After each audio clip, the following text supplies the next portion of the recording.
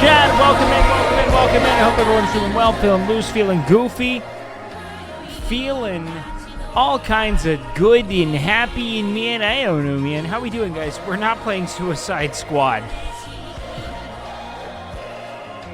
because I did not get the sponsor, so we're not doing it. Or otherwise, we'd probably be playing it. I fell asleep during Extra Emily's stream. No idea what's happening now. Well, we're fucking chilling. It took me a long time to get back home. I had to shut down the gym because I stayed a little late to train. I wasn't going to, but then I decided to anyway. Now we're here, man. This is how it goes. But yeah, I'm pretty stoked. I'm glad to be back in the saddle of my stream and chilling with you guys. How are we doing today, man? How's the, is today Monday, Tuesday? Today's Tuesday, right? How's our Tuesday, boys? I did play the fish game. It's fine. I wish it was third person sometimes, but I know that like the actual horror effect is that. But I haven't played a first person survival game, I don't think, so it's new. It's a new feeling, but I am having fun with it. How's everyone enjoying all the shit, man? I know it's been busy and we're doing our best, but I'm having a decent time with it all. It's VR compatible? Ooh. Now that would be sick as hell. Has been a good week of gym content. Hell yeah, man. You know, what I'm going to have to do is I have to reset my whole fucking schedule because I have to train Emily later this week because Canute's leaving town for like, you know, fuck, I don't know. How long? Canute's gonna be out of town for like at least a few weeks, so I gotta train Emily through that to see her to the end. So it's gonna be a lot of training Emily, which, you know, it was fun. Actually, I like training Emily. She was cool. She was cool to train today. I thought it was good. XM GAT training. We're gonna grow in the GAT. Hopefully, you know, I mean, I'd hate for... I think her and Canute are such a good duo. I'd hate for her to see like a ton of viewership drop or anything. That'd make me feel real lame. But I had fun. It was a lot of like teaching, though. She doesn't know how to do a lot of movements. We gotta teach her how to do stuff, right? You know what I mean? But I think we kind of cracked the squats today. You know what I mean? Like we workshopped it, got her into a functional movement. It was good. I think we did well. I will try her ask on it. Esse, for I will be Knut. She will be, you know, extra Emily. It'll be good. No, I'm excited. I think it'll be fun. I don't know what the game plan's going to be, though, but I'm assuming for our stream, at least, we're going to be late. But not so late that it ruins my world. I'm thinking we'll probably start ending streams at like 3 or 4, because I'm going to have to get up early. Or we just do an earlier stream. One of the two. But I'll be sad. I'll be sad to leave. You know what I mean? I'll be sad to leave. Also, speaking of which, you hear fucking Pokemanes? I don't know what she's posturing right now, but it seems like she's leaving Twitch, man. That's wild. We saw a tweet today. So did you bring the yeah, we got a lot of the DDR stuff there. We still have to set up the screens and everything, though. Yo, I already had to have self-control to not let stream ruin my damn sleep schedule. This will help. Cool. Let's do it, baby. Would be content to see you cosplaying Canute training her in one of those big blow-up muscle suits. I'd rather just train her as Wake. You know what I mean? I like that. I like being Wake. It'd be fine. You can put on a ball cap. Canute has hair, okay? Regardless of how much of it you think there is or is not. Love Canute your has content, hair. man. Hey, big love, Father Sturgeon. I appreciate that, man. Thank you for the 2. Have you seen the Elmo tweets from yesterday and today? No, what the fuck are you on about? What's Elmo up to? Like Elmo, the character, is doing shit? Is that what we're talking about? You do at least train her with the accent? No, I'm probably just going to train her like I'm WakeWilder. I don't... I'm me. I'm going to do that. Asking us to trauma dump on him. Elmo did? I mean, I guess, you know, his Twitter target audience probably isn't a bunch of children. You know what I mean? Because they're not really there. Pops went to the gym? Wait, what the fuck? Hold on, I gotta open Clip Queue. I don't know what happened today. I think I'm missing shit. Okay. I'm opening Clip Queue.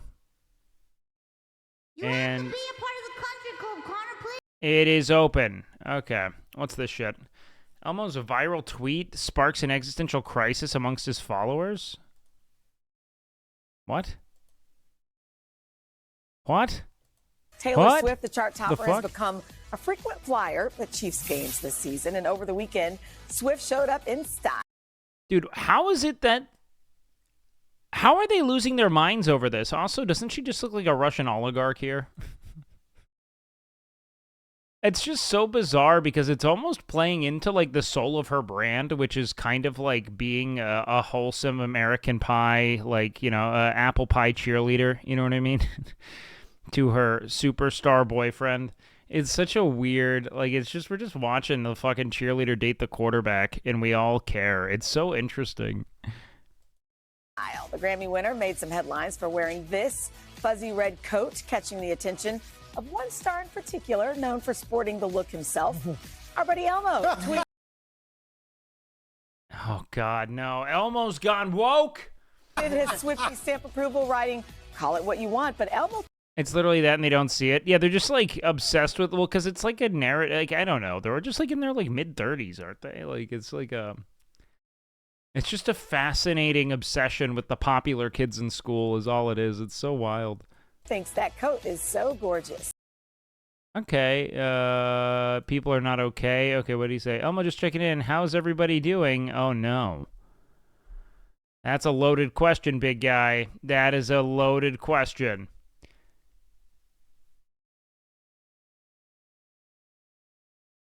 It's social media, right? It's media strang or something bigger behind the scenes.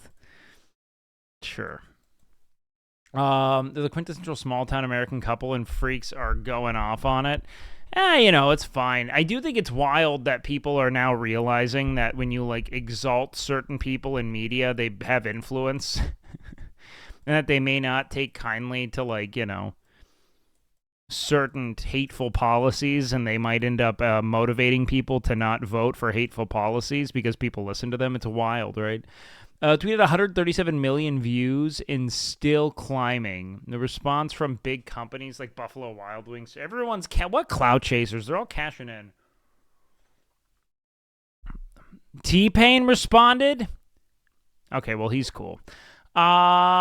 It's the real ones towards the bottom, and Elmo calling in the Avengers. What? Thanks for checking in, Elmo. Mondays are hard. Dude, I bet... How pornographied are the responses to this tweet? Thanks for checking in, Elmo. Mondays are hard. Hope you're doing great. Be sure to check in on Oscar. He always seems to be in a mood. I'm the thickest 18-year-old on Twitter. It's my waitlisting program to end when you start stream now so I can hang while I... Hey, fuck yeah, let's go. Elmo, I'm going to be real. I'm at my fucking limit. Elmo, I've got a level with you, baby. We're fighting for our lives. Yeah, Elmo's been missing it, man. He's just hanging out in Sesame Street, where I think they have just subsidized everything. I don't even know if housing costs money. Do they work? Elmo, each day the abyss we stare into grows a unique horror, one that was previously unfathomable in nature. Our inevitable doom, which once accelerated in years or months, now accelerates in hours, even minutes. However, I did have a good grapefruit earlier. Thanks for... Oh, man, he got grapefruited. Mazel tov. Elmo was just checking in. He didn't ask for all this. He didn't. Elmo was simply dropping pleasantries into the online conversation as he often does, which is why the volume of responses seems so surprising to everyone. I think one person had a funny tweet and everyone else tried to follow the trend, but, you know, we'll do it. They got a dude living in a garbage can. They don't got shit. Well, that's like, isn't that the old Chappelle bit? What was it? You're a grouch. Sesame Street is much better because now he'll learn. Turn on Sesame Street. I said, oh, whew, Sesame Street is much better because now he'll learn how to count and spell. But now I'm watching it as an adult and I realize Sesame Street teaches kids other things. It teaches kids how to judge people and label people. That's right. They got a character on there named Oscar. They treat this His guy voice like sounds so shit different. the entire show. They This judge was him such a right in his great face. special, Oscar, killing him you softly. are so mean, isn't it, kids? Yeah, Oscar. You're a grouch. It's like, bitch, I live in a fucking trash can. I'm the poorest motherfucker on Sesame Street. Nobody's helping me. Then you wonder why your kids grow up and step over homeless people. Get it together, grouch. Get a job, grouch. So don't even tell me how to get to Sesame Street. That is a terrible place. I wouldn't go there if I knew the way. Who would want to live in a neighborhood like that? Fucking 6-foot pigeons walking around. An elephant that's a junkie. Hi, bird. Yeah, that's right, Snuffy. Hi, bird, I'm sick. I need some smack, bird. This is like 2004, probably. Then Cookie Monster with his eyes popping out his head, screaming, cookie, cookie, cookie, like, ugh. Kind of cookies are you talking about? Chocolate chips don't do that to people. And then they had the nerve to put a pimp on there. They didn't come out and say he's a pimp, but I know a pimp when I see one. They called him The Count. Yeah. Chappelle's on this weird fucking anti-trans stun lock, man. It's obscene. I've never seen someone... I mean, here's why... At the end of the day, man, he keeps getting specials, and they're very watched, and he's very talked about. So, you know what? Maybe we're giving him what he wants in that regard. But it is sad, man. It is sad, because he's such a fucking brilliant comedian. But now he's just making dog shit Netflix specials. Okay, wait. So, wow, Elmo is glad he asked. Elmo learned that it is important to ask a friend how they are doing. Elmo will check in again soon, friends. Elmo loves you. Hashtag emotional well-being. Oh, God. Elmo's friends jumped in to respond. I think it's all the same social media manager. Cookie Monster said, me here to talk it out whenever you want. Do you remember when they made him the Veggie Monster? I'm glad they fucking ran that one back, because that's a fucking dumb idea. I mean, that's just legitimately fucking moronic. Nothing about that is fun. The whole thing is it's like a goofy character in a children's show. You know what I mean? Elmo knows too many damn words for a 3-year-old. Almost 3 years old, canonically. Me will also supply cookies. I love being a snuffleupagus because I have huge ears that are made to listen to you share your feelings. Oscar the Grouch chimed in saying, I'm not great at listening to others share their big feelings, but my worm Slimy is. It's all he has is this worm, man? You should talk with him if you ever need. Come on, Oscar. You're a grouch. That's so strange. All right, whatever. Okay, what do we have in the clips? Is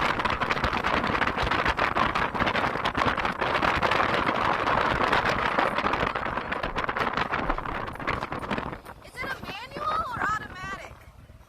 Manual. Manual, wow. They're all manual. Automatics. Okay, nice. It's Pops, man. That's wild that he showed up. This was weird, but the weirdest things like other brands responding to Elmo about how they are doing shut up Xbox. Yeah, quit fucking cashing in for visibility. Actually, you know who it is? It's just some fucking like 22-year-old who got hired as the social media manager. You know what I mean? We can't hate the guy. That's just life, man. That's just how it goes. How do we know Pops? Pops was in our WoW guild, man. He was in our WoW guild. He plays hardcore WoW. He's the shit. I love Pops, man. He is just so cool. Just a true goober. Uncle Roger reviews the most difficult omelet. Who's Uncle Roger? What the fuck is this shit? What's this? Most wild MIC police chase you will ever see. Why wouldn't you be running?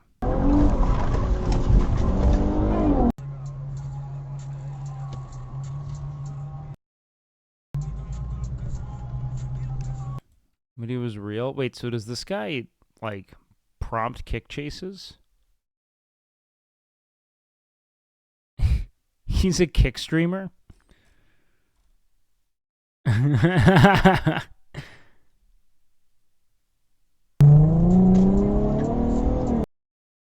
video was not real and was rendered using Unreal Engine 5, do not attempt to recreate or mimic in real life. It'll possibly... That's funny. Okay.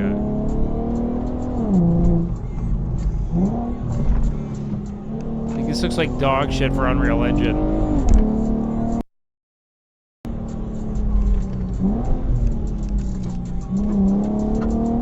He's covering the police chase, yeah.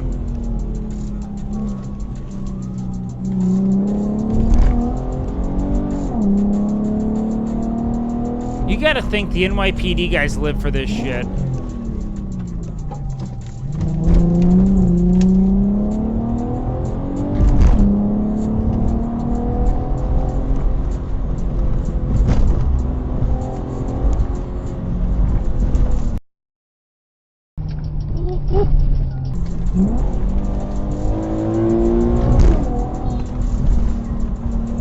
This is so dangerous.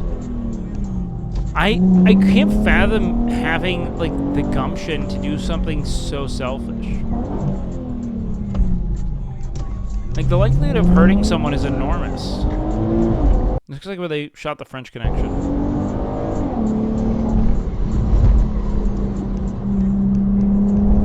It probably is. I think this is a very famous highway in Astoria or something, right? So... this fucker does it?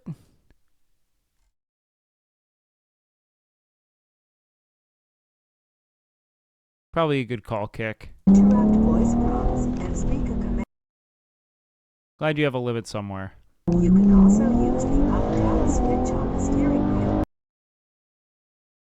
Like, what did he do to get into this? Because at a certain point, they're just chasing because he's running.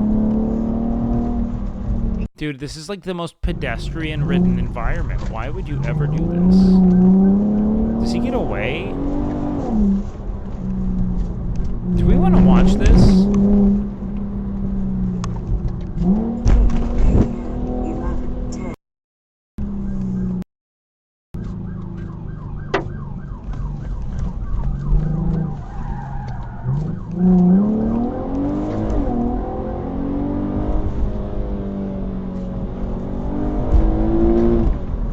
What are you doing? Why? He's going... There are humans on the road, bro! He did a circle!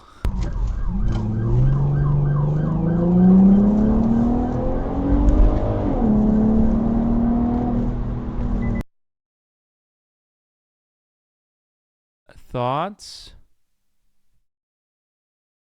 Cumpium? Yeah, I like it. I like it. Oh, yeah. Fuck, now we're really gonna get fucking railed getting on the highway. Wait, what was that cut? Sean, in case you forgot, you fucking moron. This is insane content, bro. Also, can we just admire the trigger discipline, man? This must be a white man. They haven't shot once.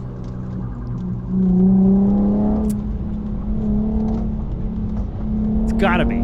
There's no other explanation. This has gotta be a white man.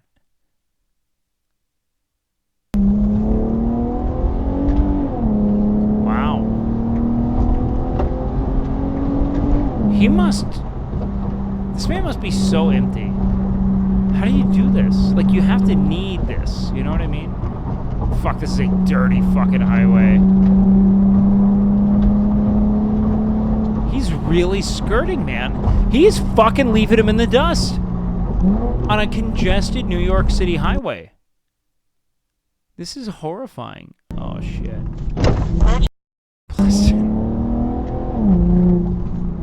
He collected a coin.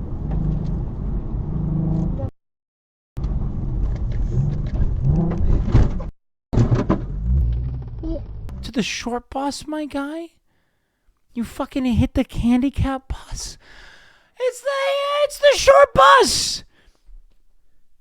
It's not even the regular bus, man! These are the last people who need contusions.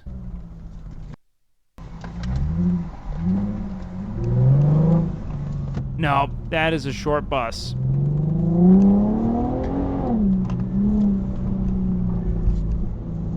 Plus 10? No. Wow. What an insane niche. I can't believe I'm giving this guy... How is this up still? Oh, he's gonna have to get a lot of points to go much further here. Hey, bye, bro. Shut the fuck up.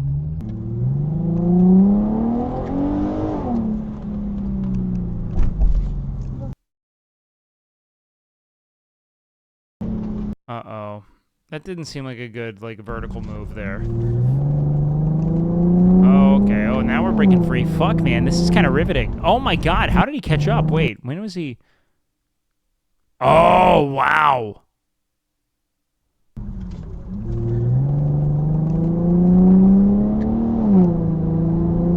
Honestly, this cop's pretty fucking nuts.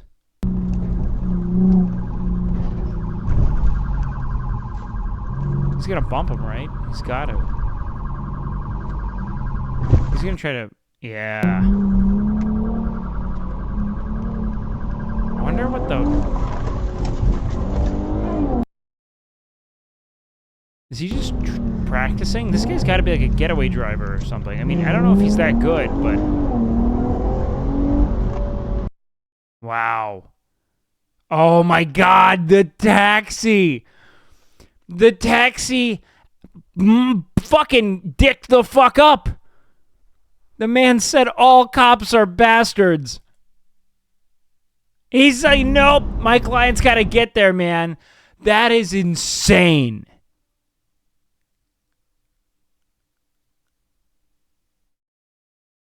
This taxi has no interest in helping the cops do dick. What a fucking dude. You got saved. Saved, my dude. Oh, wait.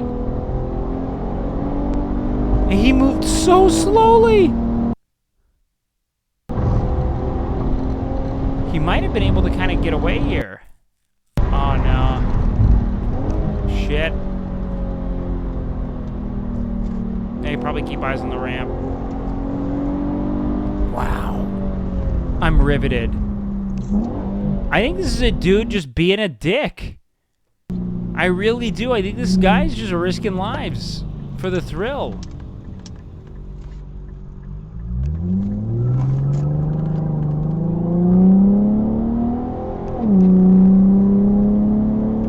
Okay, so now he's probably thinking how he can shake him in this last moment here. Because he actually has the capacity to lose them if he makes the right turns. And ditches the right lights here. Yeah, you gotta blow right through it, bro. You gotta go. We're going right, okay. Ooh, what if he took an immediate right? Ooh, okay, now he's thinking. Now he should take an immediate left somewhere. Get the fuck out.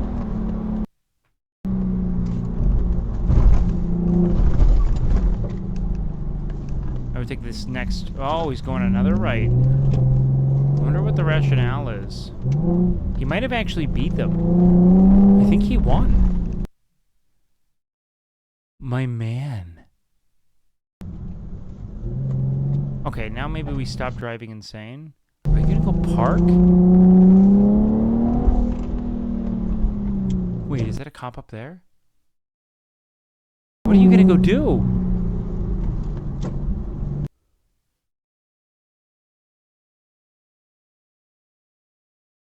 Why?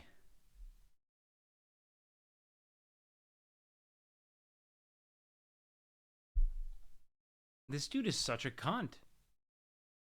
Getting caught running from the police? This is the most kick streamer shit. Renders produced using Unreal Engine in Bosnia and Herzegovina. Dude.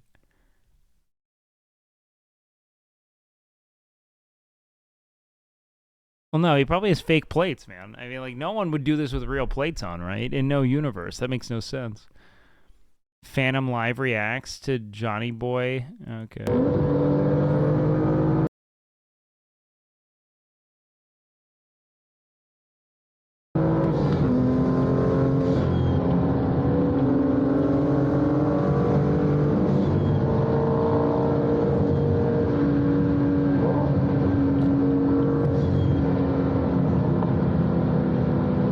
couldn't imagine needing this thrill in my life. When I was a kid, I drove like a dick, but nothing like this, bro.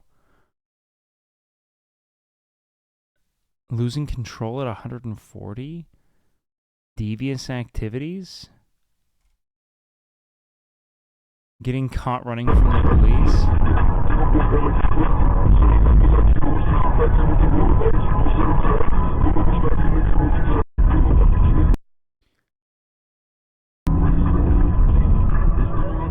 What a great render. Man, this guy's really rendering. Typical teenager first BMW behavior, such cunts, dude. Nothing's worse than a kid with a BMW, and it's not because of the car, it's because of the parents who bought him it. Every time. I didn't know a single kid who drove a BMW wasn't an absolute fucking bag of dicks.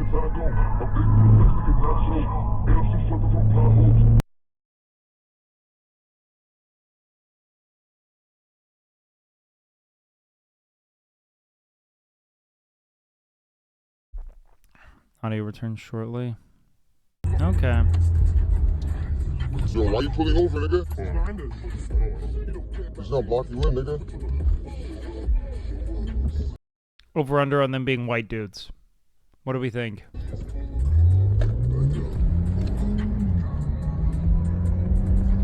No, you guys have this. You have fucking shitty teenagers and like hobbyist fathers who restore old BMWs, and that's it. And then soccer moms. Like, why the fuck is he not turning? Yeah, just go to our crib. Just go to our crib. He'll take the train on, bro. Slow down, nigga. Don't panic, nigga. Yo, the next, yo, when y'all lose that nigga again. Go, go. You got it, go, go. Yo, y'all lose that nigga again. He's still following you. The next corner y'all take, I'm just gonna hop out. No, nigga, he's following us, nigga. You're gonna have to.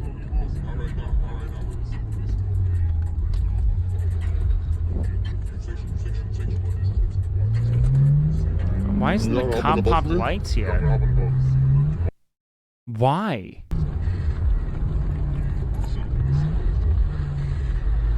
Nigga, you have to hop on the sidewalk? No, yo, you just set yourself up for failure. Back up, back up. He's right there. No. He's gonna hop on, you hop out. Go, let's go. We're stuck, we might be stuck.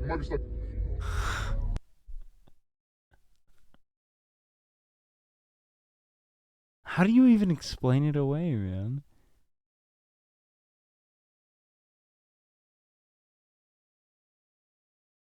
Because, like, it's clearly their content, right?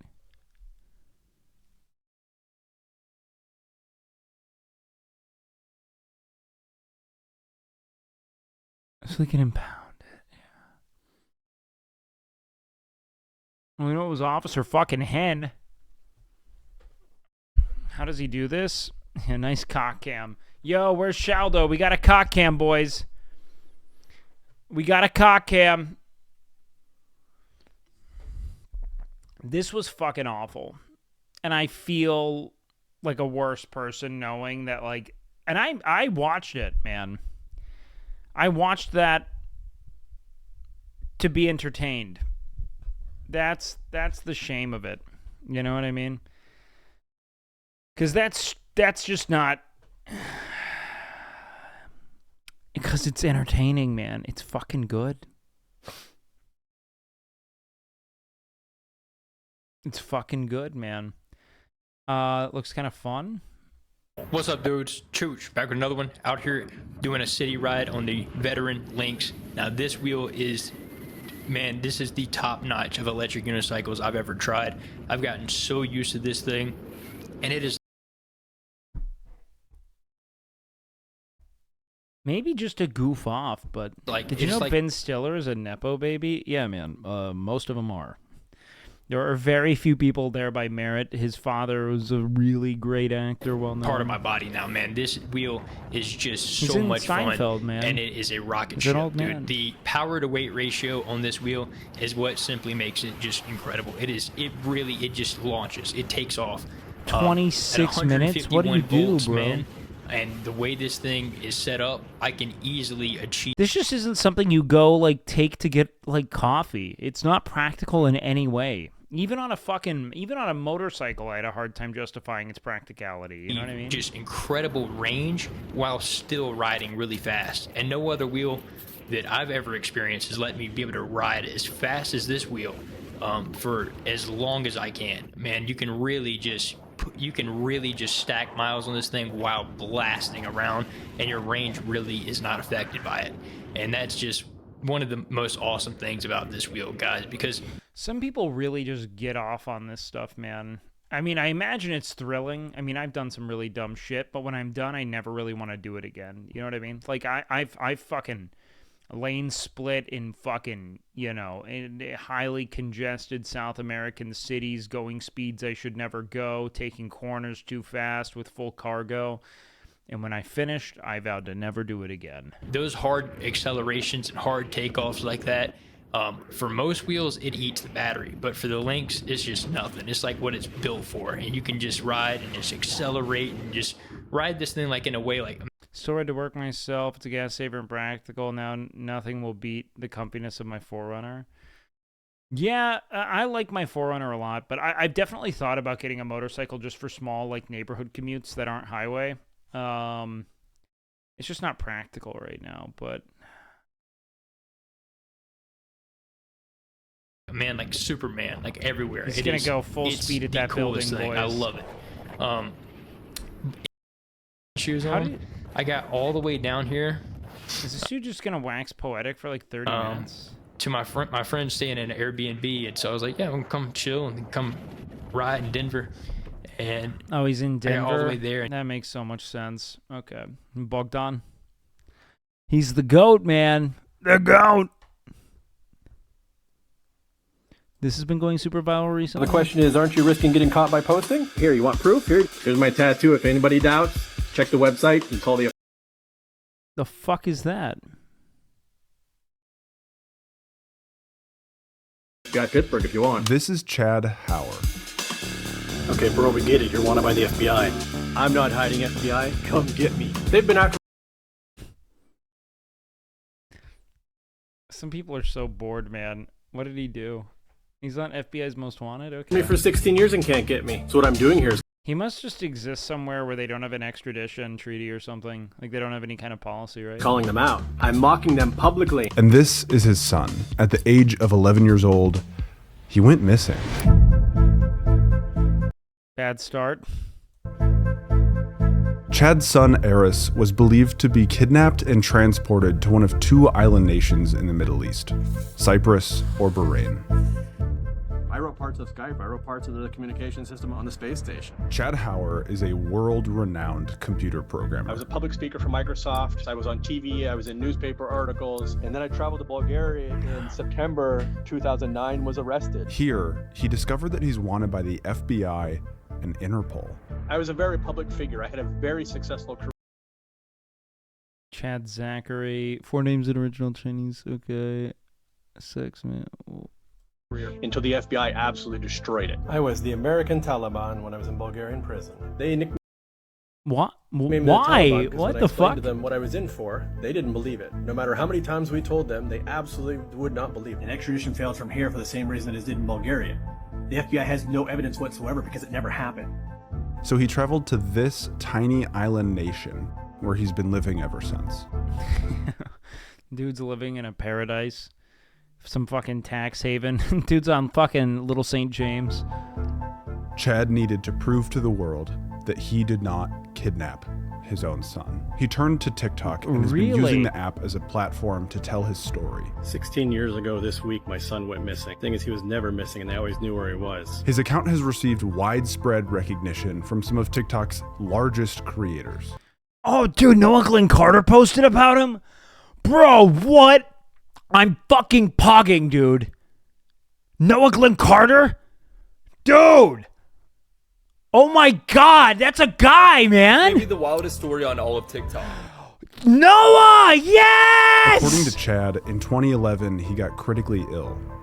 life-threatening. 3 nights ago, I had 6 convulsions in the middle of the night. What the doctors told me in the new labs is I'm in a race to find out which kills me first. Sepsis, kidney infection, kidney failure, heart attack, or stroke. It's some vague... This guy kind of seems, like, weirdly manic. And talking about all the things that you could be dying from is just like a string. He's very chipper about it. It just seems like a string of lies, maybe. That's kind of what I'm getting right out of the gate, is like this seems like a dude just spouting off a ton of lies who's on the run. Vague illness that requires a specialist to diagnose and treat. Had to revive me at the hospital twice already. They're surprised how I'm still alive as it is. They don't know. And beyond that, I need a lot more diagnostics. We don't even know what I need beyond that.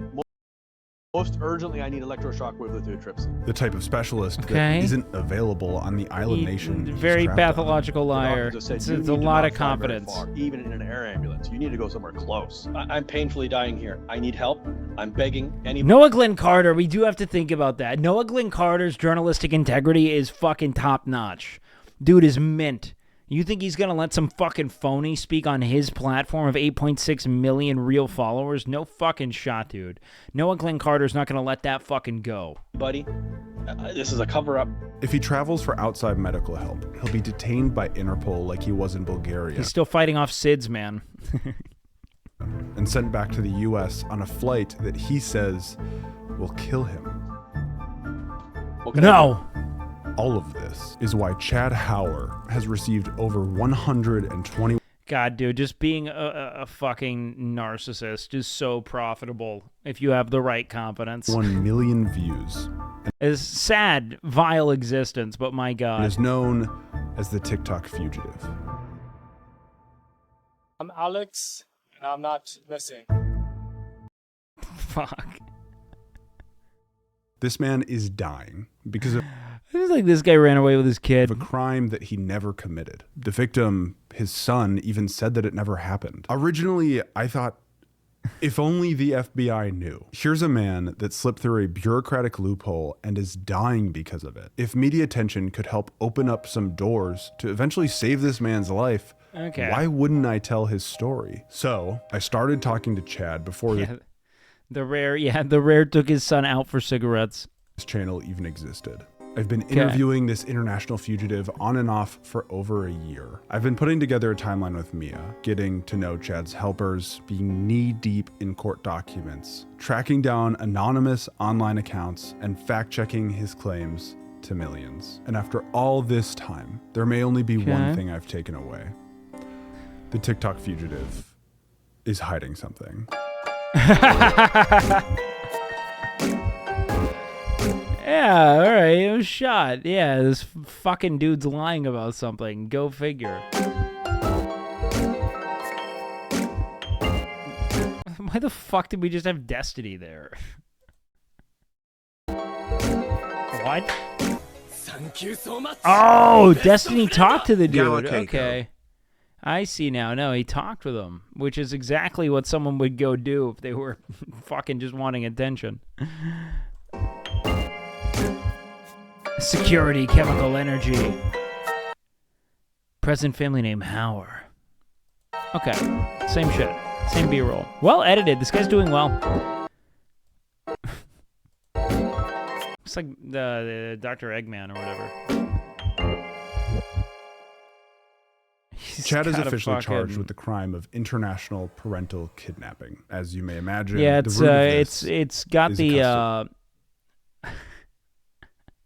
this man's a fucking liar. Dispute. A few years ago, Chad's missing son, Eris, who now goes by Alex, did a media blitz. Well, it's a custody battle that didn't go too well. A 25-year-old who's still in the missing person database is trying his best to clear his name and his father's name. 25-year-old Eris Hauer is seeking help to be able to Seems like he ran away with his kid. To travel back to the U.S. Now he and his father can't do so, all because of a custody battle. And that could still be kidnapping. Just because the kid said he wanted to go with you doesn't mean it's He's been unable to leave the Caribbean island, St. Kitts, all because of a battle between his parents that went wrong.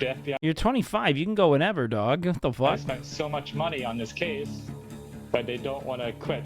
way back when I was like maybe 5 or 6. My parents divorced. Tennessee has jurisdiction. My mother had full custody, and my dad had like visitation, but she kept disobeying the court. See, it's a custody dispute. Doing custody dispute paid son. things. Others say it was a custody battle that shouldn't That's have all it gone sounds this like. far. Honestly, I don't even really know who's right here.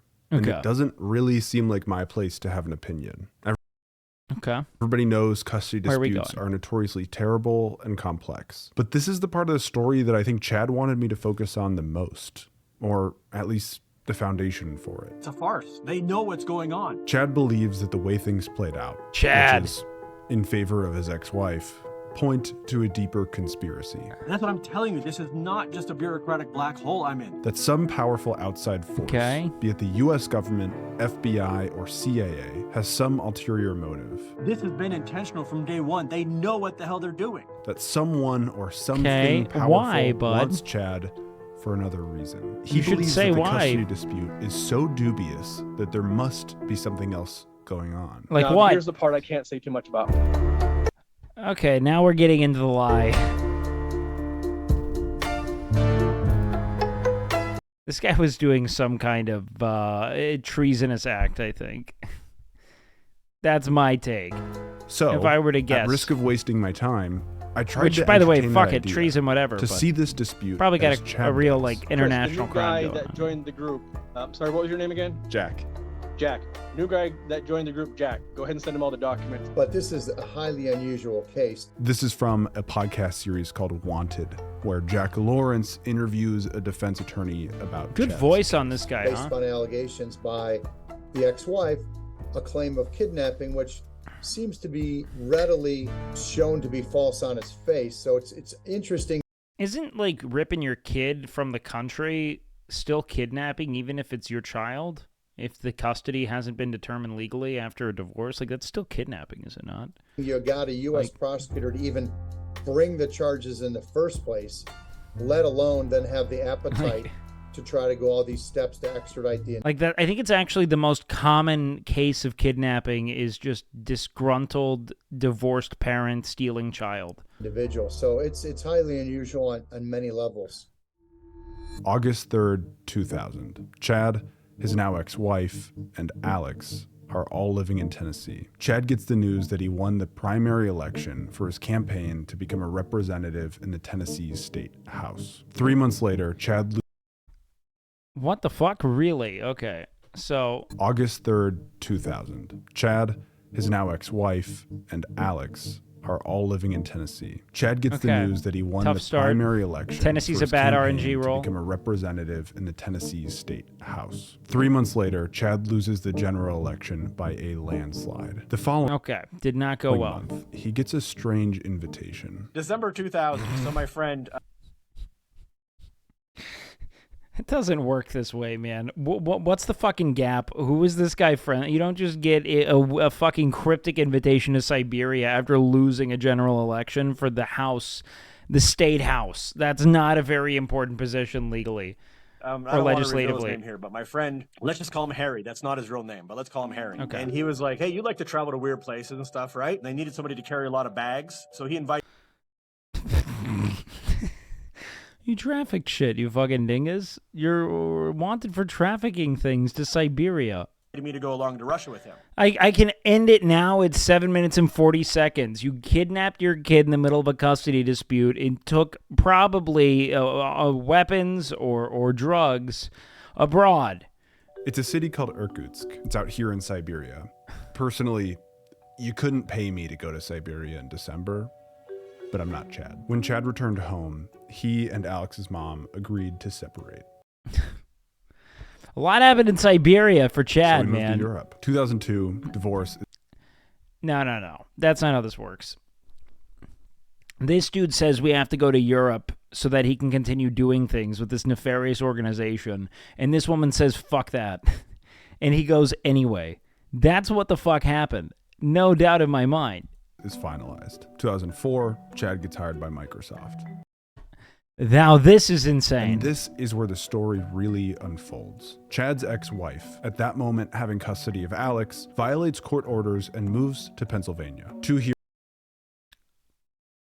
Okay. Hearings are held in Tennessee, and Chad's ex-wife is nowhere to be seen. The judge, holding Alex's mother in contempt of court, gives Chad primary custody. Chad's ex-wife tries to move the custody case out of Tennessee and into Pennsylvania. Pennsylvania says, no. Tennessee has jurisdiction. Fast forward through the trenches of a custody battle. Chad's ex-wife won't return Alex to him. So the judge says, okay, no, there's a Tennessee order. It's still in effect. You have to put the child on the plane. And she's literally like, not going to do it. And a judge ordered This dude has such a manic fucking liar energy, but police to remove him this is from his interesting mother now. after summer visitation and put him on a plane back to Europe where he lived the last time he was in the United States for visitation. I did not kidnap him. I did not. Oh, we gotta go back here. Tennessee order. It's still in effect. You have to put the child on the plane. And she's literally like, not going to do it. And I still don't think you can take a kid abroad, though. Tennessee's court orders, October 11, 2005, be given full faith and credit. Pursuant to that order, the petitioner is to give custody of the child and transport the child. Okay. What do you mean it is also ordered?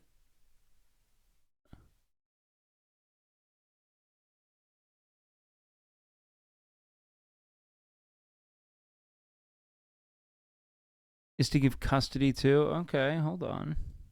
And a judge ordered police to remove him from his Now, granted, these are snippets.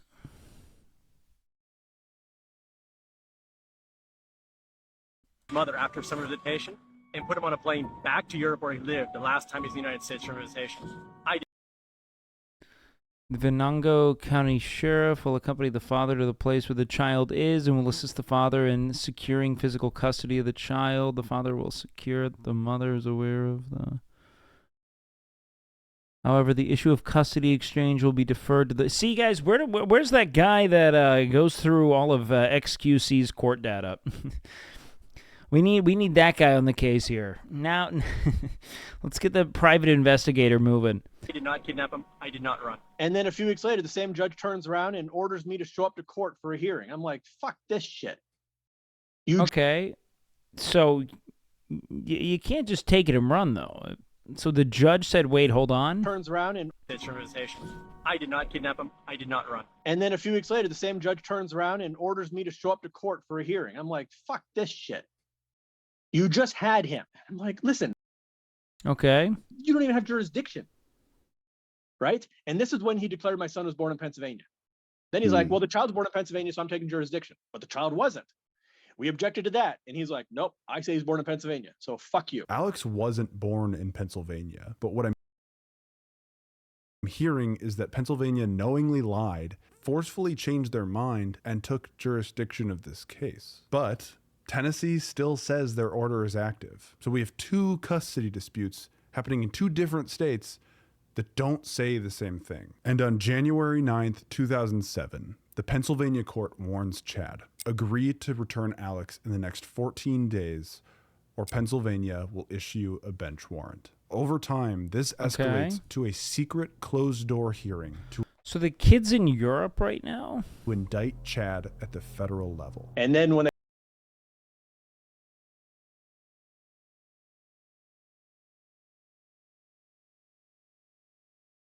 It seems like he's running from something. Something's not right here. He has to go to Tennessee with his child, or he is, as you mentioned, in literal contempt of court here. There was a Pennsylvania court warning. If he wasn't born there, where's the justification of this? Do they not have that in writing? Order is active. So we have two custody disputes happening in two different states that don't say the same thing. And on January 9th, 2007, the Pennsylvania court I have to see warns this again. Chad, agree So that this court could conduct a best interest assessment within 14 days from the date of docketing this order. This court will, upon praecipe of any party in this proceeding, cause the clerk to issue a bench warrant. So he's even said here that in the event that you do not check in, you will have a bench warrant. And the initial... So he just blatantly ignored it? to return Alex in the next 14 days, or Pennsylvania will issue a bench warrant. Over time, this escalates to a secret closed-door hearing to indict Chad at the federal level. And then when they put me in 2 Interpol, I years. didn't know. It was Over done in a 2 secret years. closed-door hearing. It was done in a grand jury. My lawyers were not notified, so they weren't even allowed to attend. I mean, that's insane if so. And it was only the DA and my ex-wife and the FBI guy who basically framed me. That was it. Okay. Framed you for what? This seems like we're missing a lot of critical evidence and So something I'm not weird willing to might buy have into happened this. here. I'm not saying I'm sold on the idea of the federal government getting their hands dirty in a custody case from Tennessee, but like millions of others online, I thought maybe making the next question, why is the TikTok fugitive This is fascinating. really wanted? When Chad was at Microsoft, he was a representative for the Middle Woohoo Speakers and Trainers, Regional Director Program, European-based, chat at howard.org, BChatH. Middle East and Africa region. Okay. I was traveling all throughout the Middle East. Carte blanche, no problems. When I did have problems, Microsoft fixed it. I once got You need a business card rating? Okay, let's When see. Chad was at Microsoft, he was a representative for the Middle East. You know, I would say that this is kind of a bone. It's not quite off-white. It's not very clear. A lot of text, too many websites. So, you know, maybe, you know, one, the print of the face is a bit busy for me. If I were. Now, let's think. If I were to say professional, if I were to lead with something bold, something outspoken, I'd go with maybe just one word, maybe just my first name. And then I drop not a website, not even a phone number. I drop 911. Because if you need to get in touch with me, with how busy I am, it better be an emergency.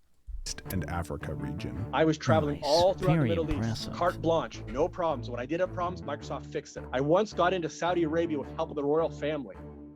After my Hey, you're not the first, dude. So did I show speed. visa had a problem. I've been to a lot of places. I have talked to high-level officials. I've spoken to cabinet members in Pakistan. I had Saudi officials from the Saudi Ministry of Defense approach me one time. I think that possibly About what? Why are you just name dropping? Why? they saw what happened, and then this FBI guy got interested, and I think that possibly the CIA was trying to recruit me, and they wanted to get me in custody and then be like, well, we can make these charges go away if you work for us. I won't outright dismiss it, but for me, that raised a lot of red flags. Since gaining a large following on social media, Chad has started a Telegram group. Here,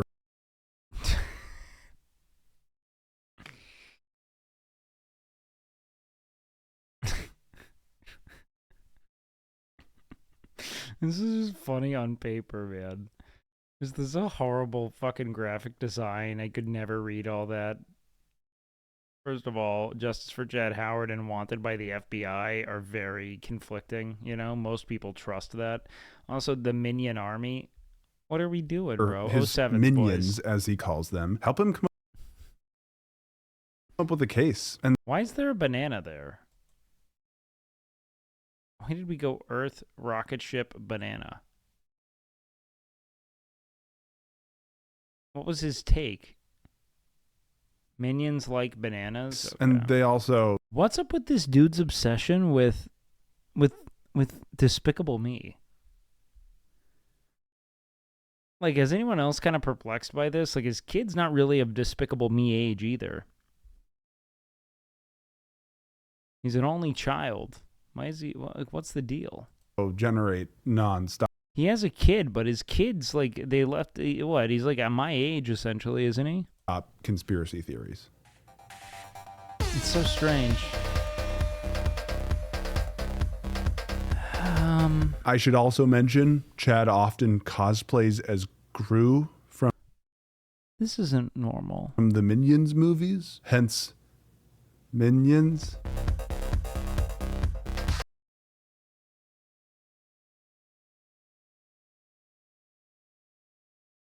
Fugitive life daddy duties? There's a fetish here that I'm not keen on.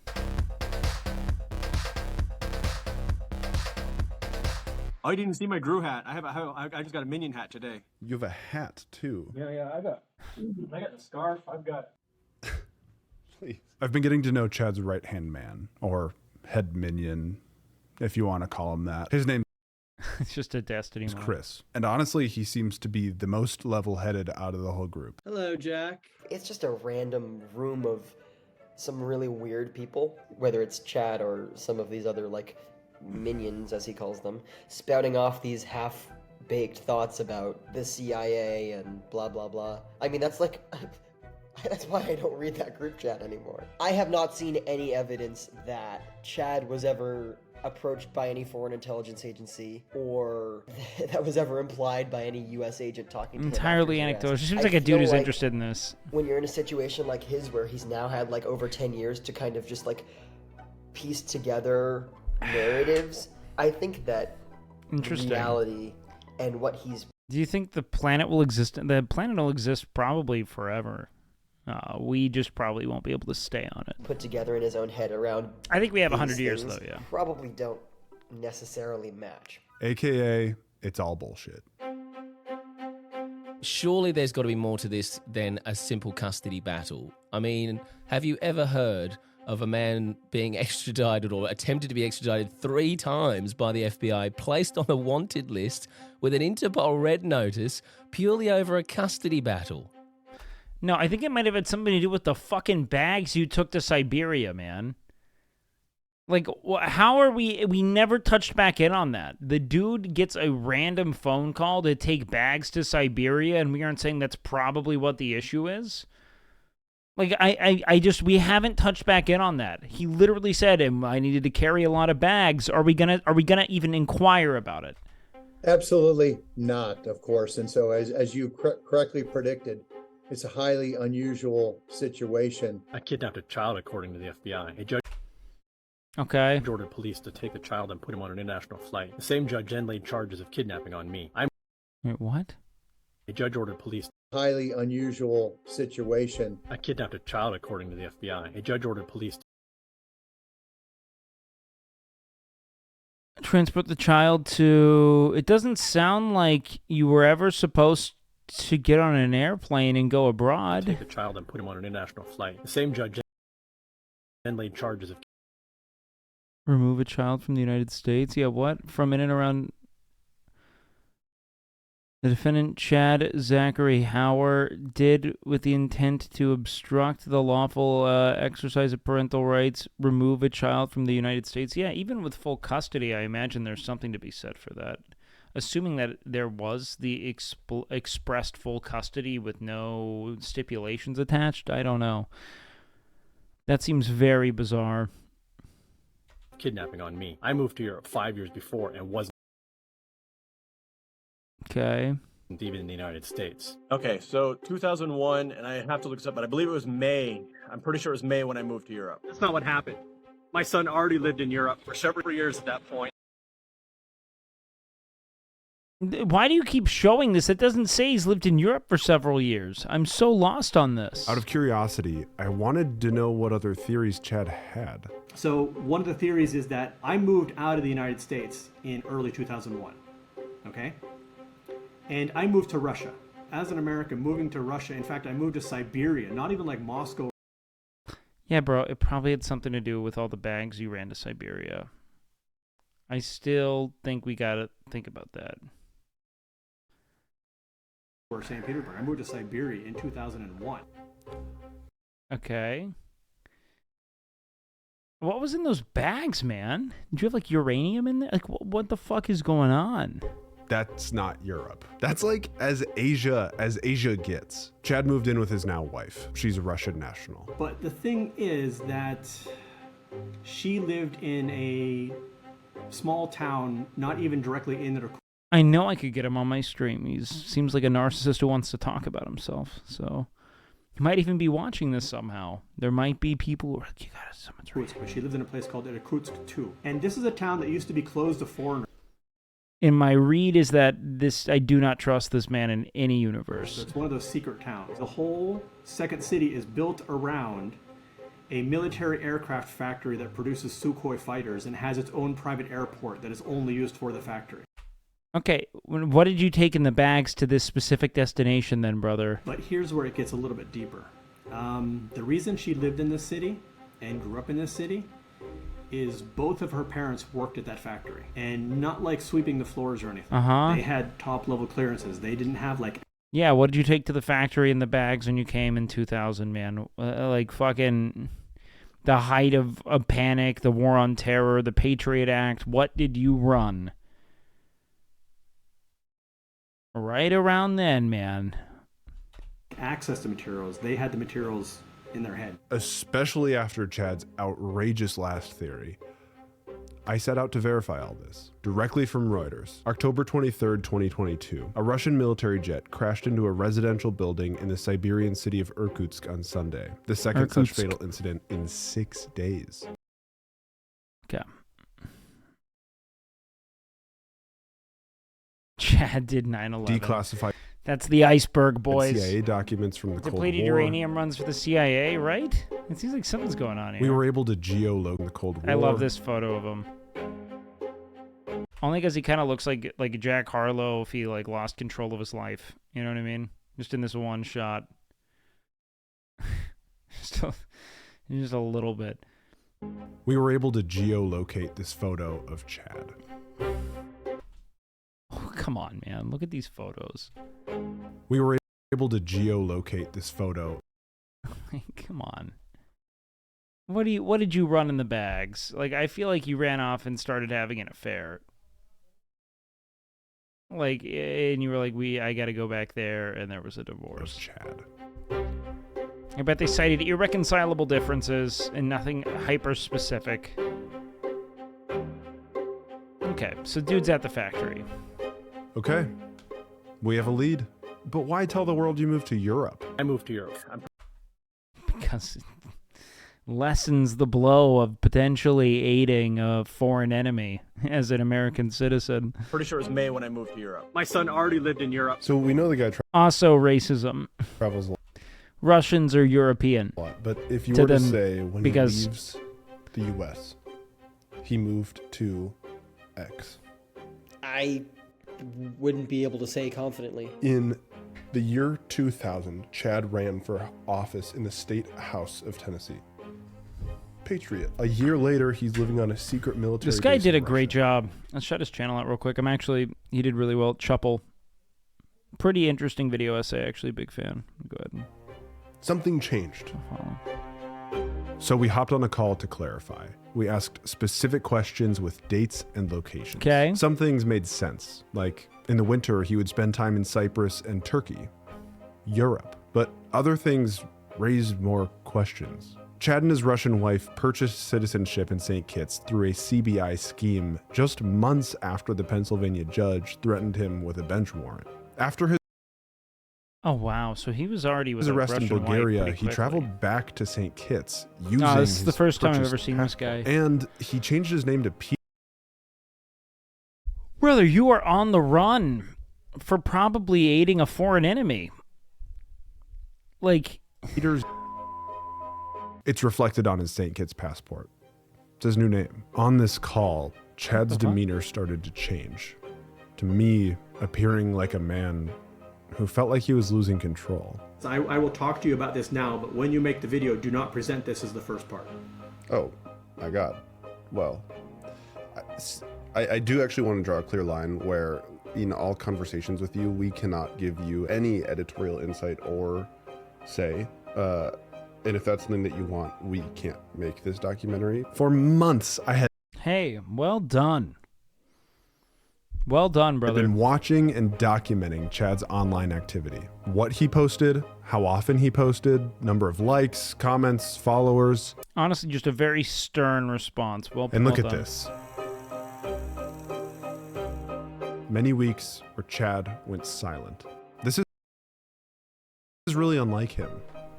So he was not fucking shit posting his Gru memes. Looks like Daddy Gru has to discipline his minions. Don't tell me that's not some weird DDLG shit. DDLM. DGLM. Daddy Gru little minion. what was he up to? I reached out to my friends Rob and Trevor. Trevor is known for being able Yo, we got look at rainbow any on image it. and identify almost exactly where it is in a remarkably short amount of time. Shockingly, Trevor already knew Chad and his story. I sent them a recent photo of Chad Yeah, of course. from his Telegram group. Grumaxing. This guy's in fucking Russia. I have to film another video on St. Kitts for me to stitch the video. Want to do something more violent? Guy on the defensive say he has plenty of vids and can't record one for me. Yeah, of course. All right, Trevor, way to fuck him, Chad's man. not in St. Kitts. He's in Russia. Yeah, all right. This makes a lot of sense.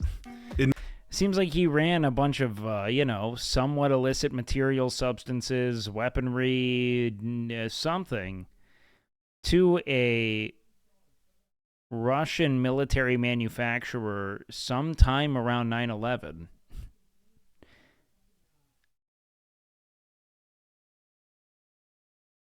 And is wanted. In many ways, Chad is just like us. I don't fucking care. He leaves little breadcrumbs This is all around probably the for internet that easily tell us more about him and his behaviors. Like this tattoo. Shown on his wanted poster, it's a phoenix. Okay, what but do it's we got also here? Yo, a what up, logo Gold? for an old company of his that he didn't tell us about. And if you reverse image search the logo, you'll find do we got? Phoenix01, his online anonymous username No on shot. a message board where Brother, we gotta figure out what's going on here on a pornographic level, because the dude's up to something. he documents recipes to make meals made out of Bushcraft? locusts, of all things. There are companies out there that broker data professionally, and they have information Interesting. on Survivalist probably of all sorts. of it. They can get this data from a variety of sources, like government records, birth certificates, voter records, court documents, or social media, like the posts that you've made, the posts that you've liked, the quizzes that you've taken, or the websites that you've visited. And then Patriot Act, they baby. sell it. Your data, information about you, they are selling online. Chad gave Probably brought confidential info and military equipment. Almost certainly something of the sort, yes. me permission to investigate him. If I, Wait, what happened? they are selling online. Chad gave me permission to investigate him. If I, just some dude, can find out Chad's work history that he didn't tell me about, and that Oh, he boy, might come eat on, let me know. locusts just from This like guy's a tattoo great, on man. his arm, Big I shout out don't to want him. to know Trouble. what an individual with malicious intent This is can find out captivating. or do with data on me. So Okay. I use this tool called Delete Me. They go through the strenuous steps of searching hundreds of data Let's let him websites cook. and removing your data from it. In January We'll let him do it. alone, Well, Delete good- Me searched well read. 3,500 That's fine. listings for my information, and they found it listed on 55 different data. We're stealing his content. And then they got So, it removed. Delete Me routinely let's let him read. checks hundreds of data brokers to see if anything new comes up. And then they get it removed on my behalf. Super sweet. Delete Me has also graciously sponsored this portion of today's video. And they're also giving a 20% discount to anyone that joins up using the link in the description. joindeleteme.com/chuppel20. There it is. CHUPPL 20. So, All right, Chuppel. if you are someone that doesn't like the idea of a corporation selling your personally Panopticism. identifiable information for Yeah, we're in it, financial man. gain, I also think that there's something to be said for, like, coming to grips with the reality of the panopticon as it is, and just accepting that there's very little, if anything, you can hide. And that your darkness, should it exist, should it be enough to elicit concern, will probably be discovered. And, you know, you kind of have to confront and accept it, or navigate your behavior accordingly if it's that bad, you know what I mean? And, you know, get help, because you are known. We cannot hide, and there's very little you can do to stop that from occurring, you know what I mean? No, I mean, if you don't have anything to hide, you can still care. Like, I don't have anything to hide, but I don't want people to, you know that I, like, I don't know, man, like, work my hog to Tectone stream or something, you know what I mean? and you see the potential harms and risks of the data economy, click the link in the description, join Delete Me, get 20% off, and Like, you can still want privacy despite not having anything to hide, you know what I mean? get a report within 7 days. It's pretty cool. Thank you, Delete Me, for sponsoring this portion of the video. You enable us to make more videos just like this one. Back to the video. Okay. One of the most difficult things about this case is that absolutely no one wanted to talk about it. Chad's ex-wife moved, and she has no public phone number. Chad's old custody lawyers never responded. FBI couldn't comment, and Alex, the kidnapped child, won't take our calls. Yeah, that kid is probably abused as shit. No one is a better candidate for like hands-on full staff therapy than the kid who has been a part of a, you know, a custody battle, quote unquote, so like mutated and devolved that it really better represents some kind of, I don't know, man, like treason of sorts. Kid's definitely being lied to, you know? Hello? Who's this? He hung up. Feeling defeated, we Who the fuck was that lady? decided to do our own digging in the endless abyss of the internet. Chad's a computer programmer from the early days. He's been on the internet for a long, he's long on time. forums, yeah. We thought, surely Get there's a in there. paper trail, and there was. Personally, this one's my favorite. No kidding. Okay, Caribbean Sunsets? No. Caribbean Sunsets.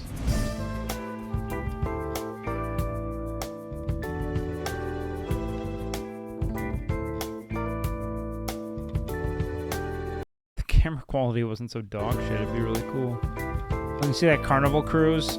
But there's many others. We documented... So some fucking bank executive's kid could show up and get cornrows done.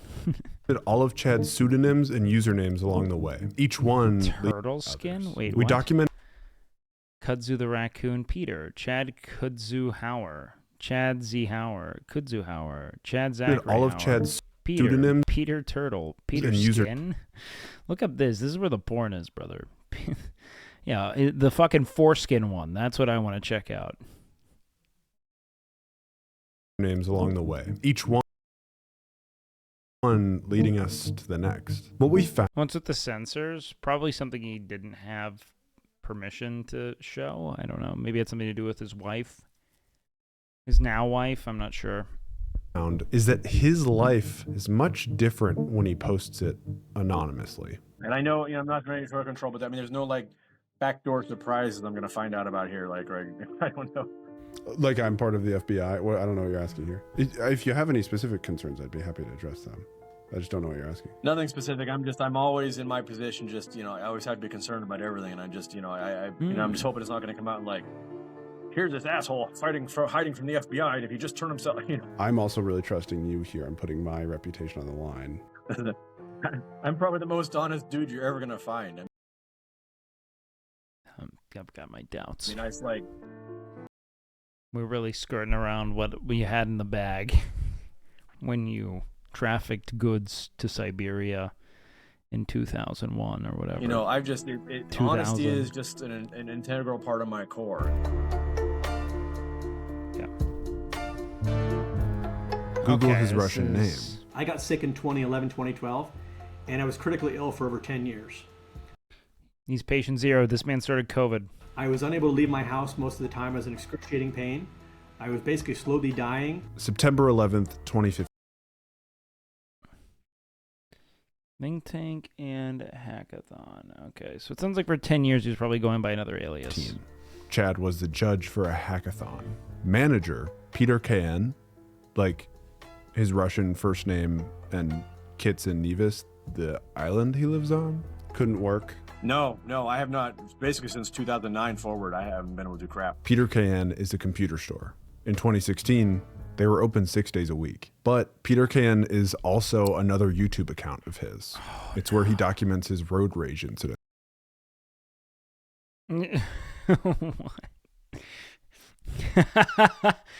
What if we find out that this guy's Sean who's doing the fucking car chases in New York City?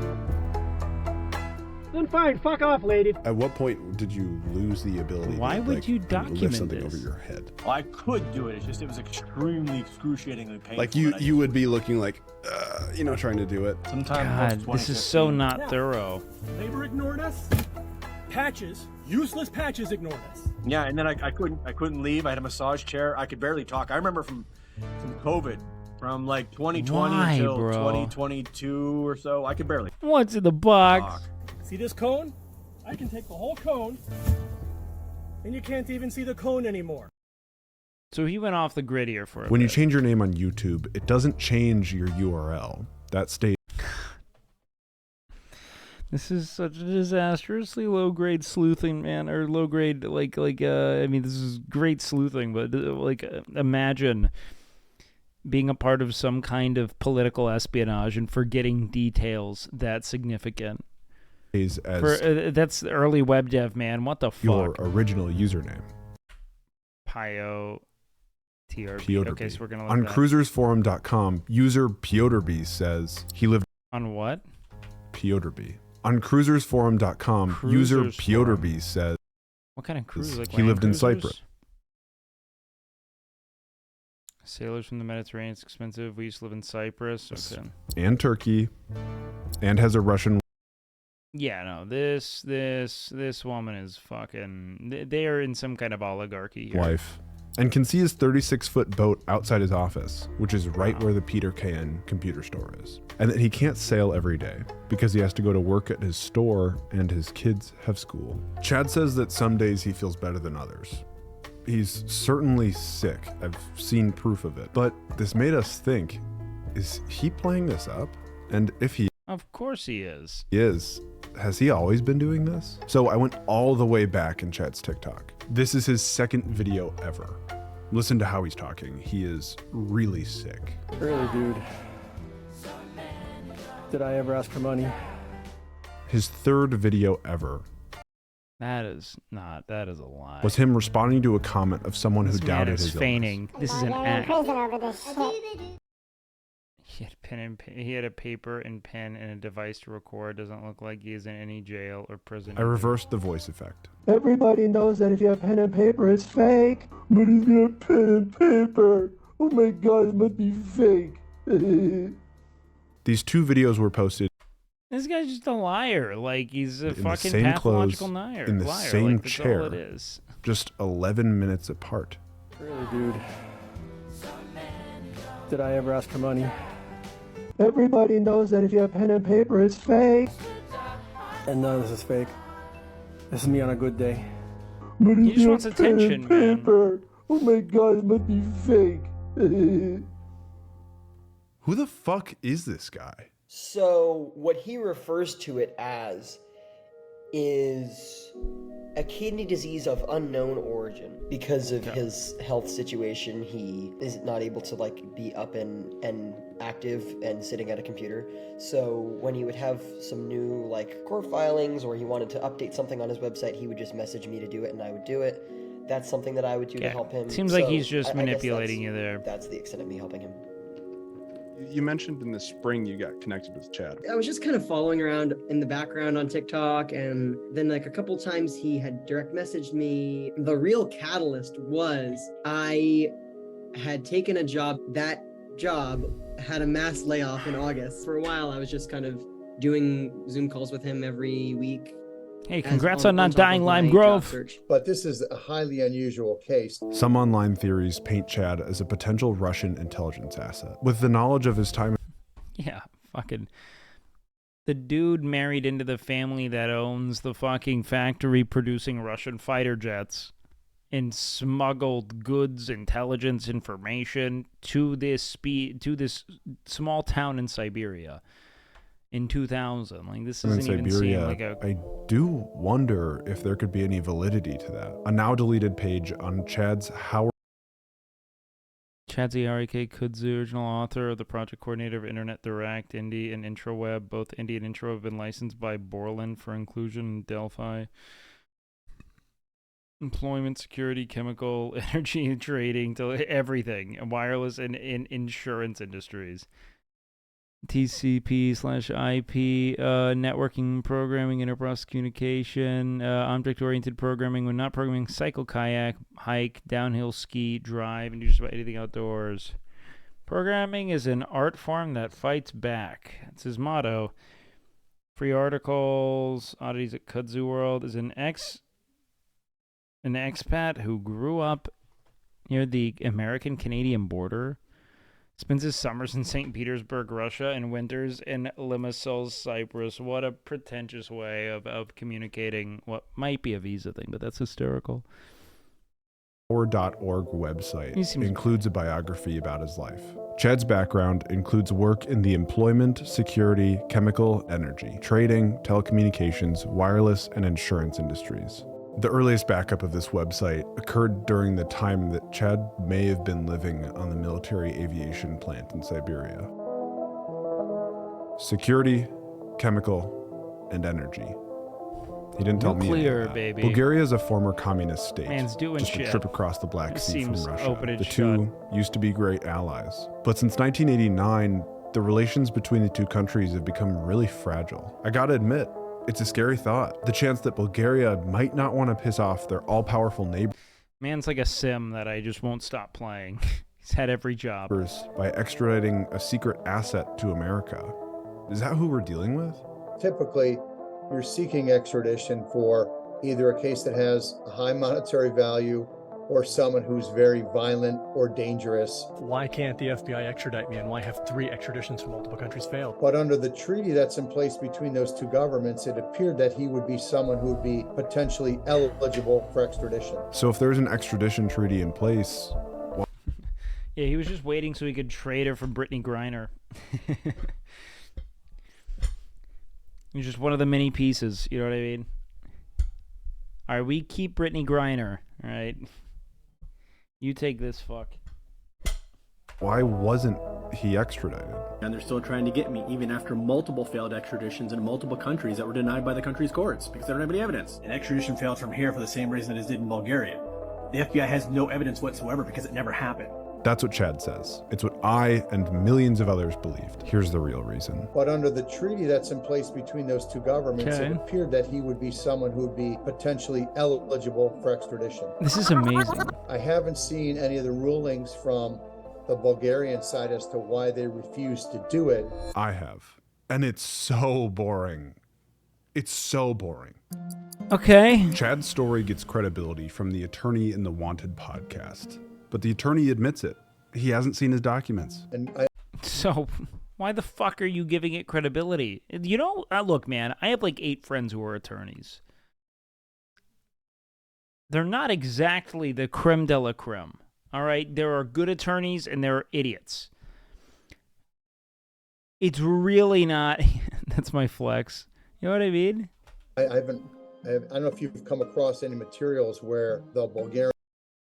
I'm just saying, a lot of my friends have gone into law. Not all of them are going to be like the expert on this particular issue, you know, and just going on a podcast as an attorney isn't exactly compelling. Courts or officials have given their reasoning for not doing it. Why Bulgaria chose not to extradite Chad is the foundation that his house of cards is built on. If there's an explanation for why Bulgaria denied his extradition, then it falls, one card after another. On November 24th, 2009, the extradition hearing was held and the request for extradition from Bulgaria was denied based on lack of dual criminality, meaning Bulgaria denied the American extradition request because Bulgaria did not, at least at the time, have an international parental kidnapping statute. They aren't saying that Chad is affirmatively innocent. They had the evidence. Bulgaria just didn't What happened to the young kid? I mean, it's his son. He just was raised. He just consider grew it up. an extraditable offense. This is just how international law works. Chad logically knows this. Just a lying fuck, but he spent his time digging into the lies to make the video. Honestly, it's still a fascinating video, just on a psychological level, just watching this dude fucking lie and wriggle and writhe away, you know? He's seen the document. I know that because he sent it to me. But he's still convinced that this case was escalated wrongly and maliciously by an FBI agent and a district attorney. He uses TikTok to attack these two and claims that they were in on a conspiracy against him. See, this is like just textbook manic behavior. You know what I mean? Which is such a shame because it almost feels like it would be a government initiative to claim that everyone who claims to be the target of a conspiracy is manic. You know what I mean? That would be if I was manic, that's what I would think, you know? Well, of course they would. They wrote the book. FBI agent Kirk Brace, the Rosetta Stone to understanding this story. He's one of 2. And the other is Christian Traybold. But the truth is, Chad's case played out by the books. And then when they put him in Interpol, I didn't know. It was done in a secret closed-door hearing. It was done in a grand jury. My lawyers were not notified, so they weren't even allowed to I'm willing to bet they were. And it was only the DA and my ex-wife and the FBI guy who basically framed me. That was it. Again, let's hear it. Here's an attorney talking about Chad's case. Dude, I feel like you're not allowed to be a YouTuber unless you have a mullet and a mustache. I feel like that's just the rhythm of the, like, everyone's got a mullet and a mustache. Anyone notice this? That's like that's the thing. Two things I didn't think I'd ever see: mullet and mustache. They're everywhere. Talking about Chad's case. We have grand juries at the federal level, which would apply to Chad's situation. Is the beard and the top knot inverse? I don't know, dude. I've had this for like 10 years. All secretive, right? And there's important reasons for that. Number I-dubs, one, you don't yep. want to tip off Curtis Maxing the potential defendant or defendants that they're being investigated. And on the other side of the coin, you don't want to have people's names smeared in the public just because they're being investigated. Custody cases happen at the state level. In the 1970s, this caused a huge problem. A divorced parent would move across state lines, file for custody in that new state, and then ignore that old ruling. It was a form of parental kidnapping that the federal government noticed. So they passed the Parental Kidnapping Protection Act, which helps determine which state has jurisdiction. So that's why they had to bring him back, correct? That makes sense. The idea being she took the kid, or he took the kid, one of the two, both of them wanted to file. They decided we have to then go about at least ensuring, and that's how it was worded, right? It was something like what was it, like determine the best interests of the child or something like that. Chad cites some of it here. Well, to transfer jurisdiction, you have to live in another state for 6 months. So it takes 6 months to transfer jurisdiction. And you have to be there legally. And she had only been in Pennsylvania for 3 months, and she was there illegally. Okay? So it didn't count. If a child lives in a state for 6 months, it's their home state, and the law gives that state jurisdiction. But if the child doesn't have a home state, like in this case, the law has a way to resolve it. Chad. Significant connection. A state makes a significant connection jurisdiction only if there's no home state. The child, then at least one parent must have a significant connection with the state, and there must be substantial evidence in the state concerning the child's care, protection, training. So that probably is there to protect people who move to be with family or to return to a hometown with close friends, etc. If I were to make sense of it, you know what I mean? Child wasn't born there, but the parent had to move and needed somewhere to be that was safe and protected. That's kind of what I think that's there for. Is leaving out that detail. The decision to move the case to Pennsylvania was by the books. The part that Chad is leaving out. Hearing the child's court-appointed advocate asserted that the child desired to stay here in the Commonwealth of Pennsylvania with his mother. Yeah, that makes sense. It seems like he's leaving a bunch of dumb shit out. Though there is one thing that Chad gets right. He's not guilty of what the indictment claims. Chad Zachary Howard did, with the intent to obstruct the lawful exercise of parental rights, remove a child from the United States, and retain a child outside the United States.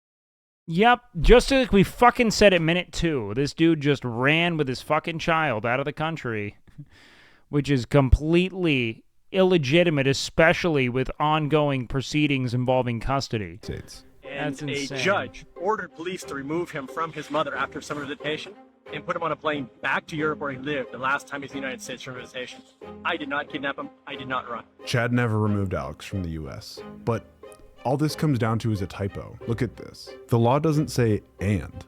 It says or retain a child outside the United States. This is the law that Chad's officially charged with. Chad could admit this, but instead he chooses to go on TikTok because he's a liar and claim that it's all a farce.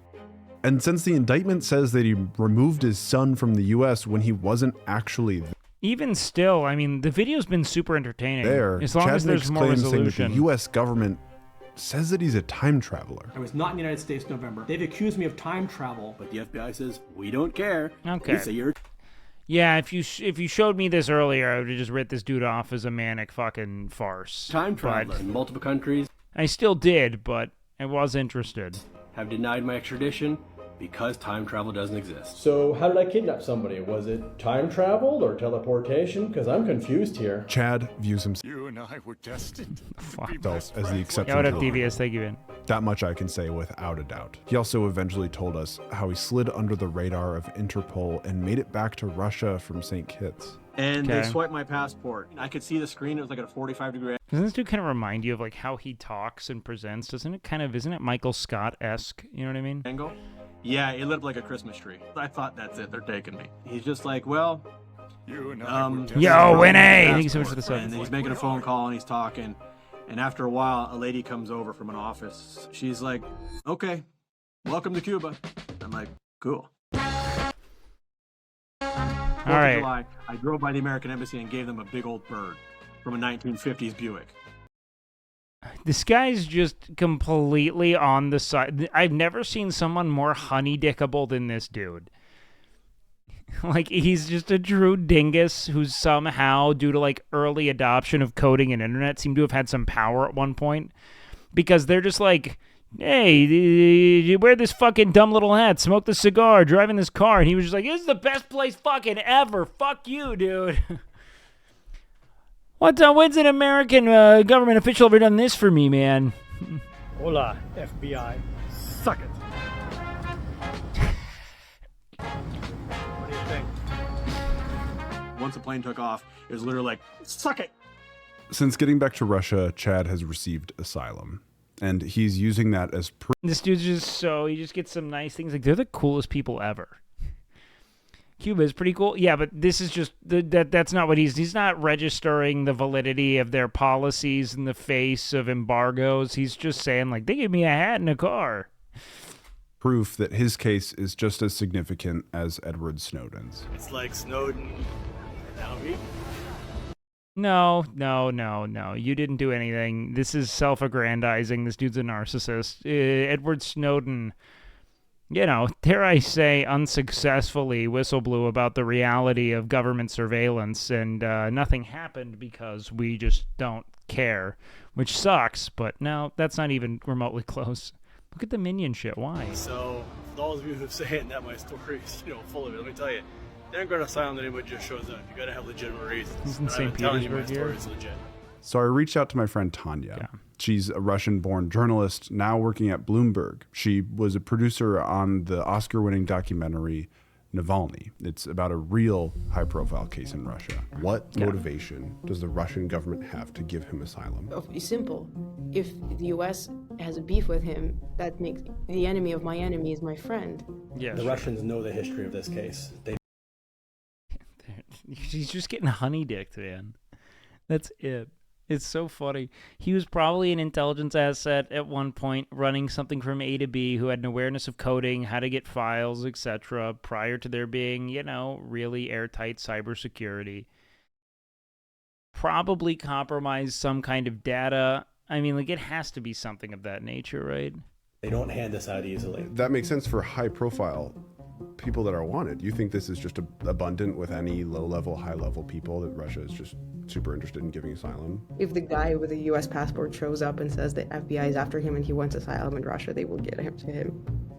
That part to me makes sense. For them to grant asylum to an American wanted by the United States, that's extremely rare. The United Nations High Commissioner on Refugees collects data on Russian asylum seekers. Since the war in Ukraine, Russian acceptance of asylum of people of any nationality is nearly 100%. But the charges are false. We know they're false. And I can never prove this, and I was like 90% there, but recently we've got some more documents, and it's clear now. The Americans Just like, fuck it, man, come on. You gotta get wanted by the were FBI. trying to get me to spy on the Russians when I lived here in the early 2000s because we had family connections who worked with military technology. It sounds like they recruited you, and that's how you developed those connections. What the fuck, man? I think you were wanted because you had somehow aided or embedded, a foreign enemy by transporting some sort of illicit goods. That seems like it's all it is. Like, I have the documents that Chad claims prove this, they're emails that he just forgot about. One of them from his lawyer. Chad, I just had another conversation with the FBI agent in PA, and he's talking about coming after you under a specific federal statute if we do not work something out with Nancy. The statute includes retaining a child outside the country and interfering with visitation rights. The agent was quite polite and non-threatening, but he says they'll have to do something soon if we don't reach a compromise. Just look at the bias in there. They want me to work something out with her. They've already... Seems like they're just trying to follow this custody dispute. Freaking July, conceptual if not June end. of 2007. To Chad, the FBI being involved as early as 2007 is proof. That's all he needs. They were just waiting to come after me, and this is what I've always suspected. There's another discovered email too. It's directly from the corrupt This is FBI such agent. stupid. Chad, Just such my name is dingacy. Kirk Brace. I'm a Kirk Brace sounds like such a fake FBI name. special That's so agent with funny. the FBI in Erie, Pennsylvania. I'm contacting you in regards to the custody situation with you and your son. I'm not here to act as a judge, but merely here to enforce the law. With that said, I simply This is suggest so pedestrian. that you research the law for yourself, specifically United States Code Title 18, Section 1204. Please feel free to contact me at the FBI Erie office to discuss this further. Chad, I'm a father myself and sincerely is hope that just we so can resolve earnest. this in a cooperative manner in the best interest of all parties. Thank you. Kirk Brace, FBI. To me, I read this as a second chance from the FBI, but to Chad, Completely, utterly insane. They were waiting, just waiting for something to happen and go right after me. While not conclusive proof, this is a pretty big freaking gun smoke, even if we don't have the smoking gun itself. I mean, it's like we have the shell casing and we just don't have the... Dude's like, I have a father. There's a law that clearly states you violated some sort of federal ordinance, and we gotta take care of this man or you're wanted. gun yet, but this is freaking huge. child custody and visitation matters This are is handled so by local funny. and state authorities This and is not by not the federal good. government. Wait, no, with the exception of international parental kidnapping. Yup. As I said in the first 10 minutes of this fucking video, this is just a dude who, one, I really wish we could touch on the random number calling him to come out to a random town in Siberia that hosts a factory that develops Russian fighter jets and have him come out and bring a bunch of bags. What, we're never going to touch back onto that? Straight off justice.gov. Buy the books. Yeah. Buy the books. Look at me. Can you even believe how crazy I look? Look at this. Look at this face. It's 3 days before this video goes live. I'm stopping the edit here because yesterday, Chad's attorney from Pennsylvania finally got back to us and I interviewed her. Have you seen anything to do with Chad in recent... Barbara Mountjoy? That is such a Bond girl name. Are these people real? That's like fucking Monica. That's like something Good Pussy, or that's so funny. It's like Good Head Money Pussy. Like what is this? Barbara Mountjoy? That's so funny, man. Autotop, yeah. A lot of vagina. It's like an Austin Powers name. days have you been following That's along so with funny. his updates? It's probably been 8 or 9 months since I've seen anything. I knew they were doing a big campaign about Eris and him being missing, quote unquote, etc. Chad has transitioned from my son isn't actually missing to now spreading a narrative of what I would call very high level conspiracy theories against the US government. Oh dear. That the FBI Not what the lawyer wants to hear.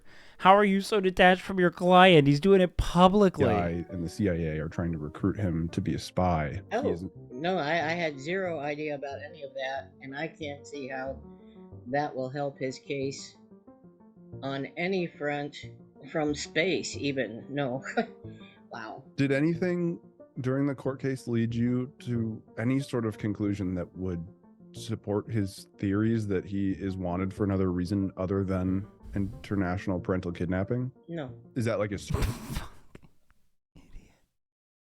certainly no, like some weird things happen? Absolutely no. I didn't hear anything ever along that line.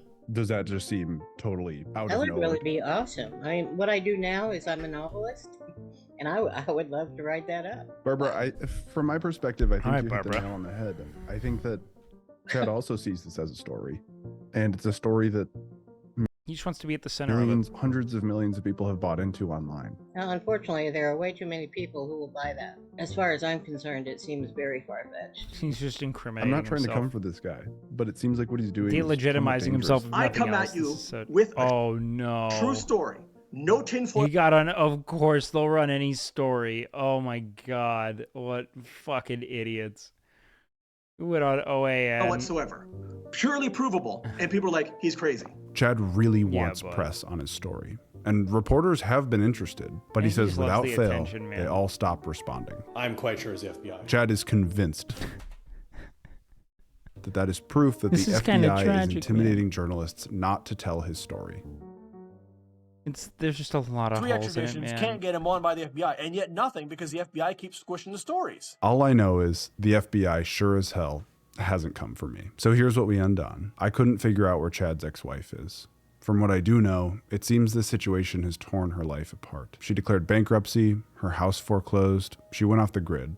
So for as much as I wanted to hear her side of the story, it seems that she wants privacy. Probably wants nothing to do with this shit, man. And dude ran off with her fucking kid. And I'll respect that. Alex is now 27. He still lives in St. Kitts, doesn't talk to press, but he also doesn't really talk to Chad. You mentioned contact with Alex is off limits. He's not even talking to me much anymore because I pushed. There was a journalist. I pushed on that, and he's basically told me leave him alone. The only real winner here Yeah, now he's starting to learn what his fucking dad did. is Chad. With Russian asylum, the chances of him going to an American prison are slim to none. And he's gained a remarkably large following online. Some of those followers joined Chad's He's probably making money on TikTok. Telegram group. There, they become one of his Look at the conversion, though. Millions of followers, like 219 minions, members. and often dedicate countless hours of their life So to nuts. Chad and his That's why story. it's so hard. Honestly, that's why dudes like Queso are so nuts. If you can build from TikTok something that he did to have like 60,000 people give a shit, dude. Whenever like a new reporter Insane. like reached out to him for interest in the story, Chad would just have me. It's hard when you become an adult and realize your parents are shit people. No, I don't think that they're shit people. I think that you realize that they are people. And if they were your friend, you probably wouldn't say they're a shit person. You'd probably give leeway and understand that they're textured and you know, bludgeoned in their own ways by the reality of life and living. But because we hold them to these like paragon-esque standards as parents, to realize that they're flawed is such a stark contrast that we're like, nope, they're shit. Of course some are shit people, of course. But you can see the humanity in their shittiness. Since I had this understanding through interviewing him, talked to like, man, everyone has their own kind of, let's say, internalized, you know, imperatives from, you know, the culture they were raised in, you know, the parenting they received. And they're trying to do their best to, you know, probably give you what they think is right, even in the event that the logic is heinously flawed, you know?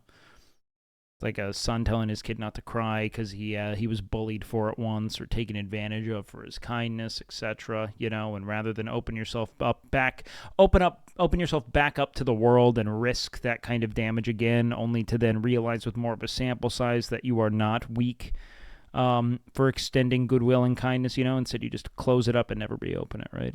new journalists that sort of came on the scene because he sees a third party as lending legitimacy. Chad knows that, like... It's interesting. This guy's such a hobbyist. He's just, like, captivated by Chad's idiocy, it seems. It sounds crazy coming from him. I'm curious how you feel about that. Being in that role, it seems like you didn't even really sign up for it. Yeah, I would agree that I... Yo, Aurora, thank you so much, man. That, I'm just curious what your response is. So we found a computer store in St. Kitts. Seems to be yours. Well, I ran it. It wasn't mine, but yeah. Do you see why that's a little bit concerning? You've kind of been telling us repeatedly that you haven't worked a day since Bulgaria. Well, I haven't been working on the software side. Couldn't work? No, I have not. Basically, since 2009 forward, I haven't been able to do crap. To be clear. Quick pivot. We've been told by you. Your mom actually apologized? Hey, Mazel Tov, man. I think it's tragic realizing that these are just humans who are doing their best to give you a life of you know, dignity, one that reflects the lessons they've learned. But many people have, you know, a lot of you guys are coming into parental age, and I think a lot of you are starting to realize that a lot of times we don't learn lessons. What we have are really dysphoric and reactionary responses to stressors. And so you see a lot of people not learning anything, but just kind of experiencing pain and walling it off and, pivoting opposite it, never confronting it or learning from it, That you haven't worked a day in any capacity since Bulgaria. And from our perspective, we see this computer store, and it's relatively concerning to us. Yeah. No, then, yeah, I see where you're coming from there. It plays into the health thing, too, a little bit, where you were saying you have been so sick that you weren't able to really leave your house during those years. I got sick in 2011, 2012, and I was critically ill for over 10 years. I was unable to leave my house most of the time. Dude's hitting the gritty. Excruciating pain. Ignored us. Patches, useless patches ignored. I was basically slowly dying. Have you ever played up your story for the purpose of, PR? So, I mean, as far as have I hyped things? Yes. Have I lied? Have I faked? No. But TikTok, I have to do that. I have to get attention. That's the only way things work. But he's got pen and paper. Oh my god, it must be fake. I'm sorry if you felt I misled you on the work part. I don't have to. This guy, it's funny. His whole affect is so similar to Steve Carell's Michael Scott. Make things up. But I understand why you asked me that question, because the things they have done to me are so absurd. But if you look at all the absurd things that I can prove that they did, once I found those July emails, that's good enough for me. The FBI does not get involved in a case like this in a matter of weeks. There's no way the Department of Sounds like there are really clear statutes for that, actually, and that this is just internationally removed. You meddle with national agencies when you go beyond the state level when it comes to custody. Now we have, a sort of interstate issue. We have conflicts from that, and now we have you essentially removing a child from the country. State Department of Justice. In fact, I've been doing a lot more research lately. Look at the Newburgh 4. Listen, I got all the dots here. Most people's parents probably did fail somewhere or were shitty somehow. Yeah, of course. But it's more so that it's just human. The problem is that those consequences are so significant to the developing person. You know what I mean? It's just so significant. You know what I mean? And so we vilify it a lot more than we would a lot of other people making similar mistakes. Now, granted, there are some truly shitty people, but I'm not talking about, your pathologically fucked up parents. You know what I mean? I'm talking about when you realize the ineffective nature of them, the ways they've fucked up their humanity, and where that's led them. Paint the picture. Maybe, yeah. Maybe. If Oh, media this guy's attention so could over help open up some doors to eventually save this man's life, why wouldn't I tell his story? All right, Chad. I mean, that's all I've got. I'm probably the most honest dude you're ever gonna find. I mean, I've just... Yeah, I had a feeling that this wasn't honesty is going just anywhere. An integral part of my core. Though I've talked to attorneys about this case, I am no expert in the law. Destiny, the controversial and now banned Twitch streamer, hosted Chad and 3 attorneys on his kind of looks like Destiny and Curtis Connor. stream. While playing Diablo 4, Chad's narrative got torn apart. The law has you're the one crying about interrupting. And Chad reacted as expected with a TikTok playlist. Flat out lied about several things in my case. Destiny's. It's the most Donald Trump shit I've ever seen. With a TikTok playlist. Flat out. He's a dirty liar. One of the worst folks. And I don't say this often, but it's not looking good. Lied about several things in my case. Very bad guy. I'm sure you'll see Cheppel up there soon. It's a shame because Old deceitful Destiny. Destiny could be it's a big a name. true story. So, in Some of them lieu are of a good, happy some ending, bad. enjoy the Very comment bad. section. And thanks for watching. Also, honestly, great video, dude. Even with the lack of resolution, this was super interesting. Look at my thumbs up. Subscribe for the algo. Make sure you check it out. God, far from a 10 out of 10 impression. It's probably one of my worst. Don't grease the wheels on me too much. All right, guys, I'm gonna go run downstairs and get some chicken in a bowl so I can eat it.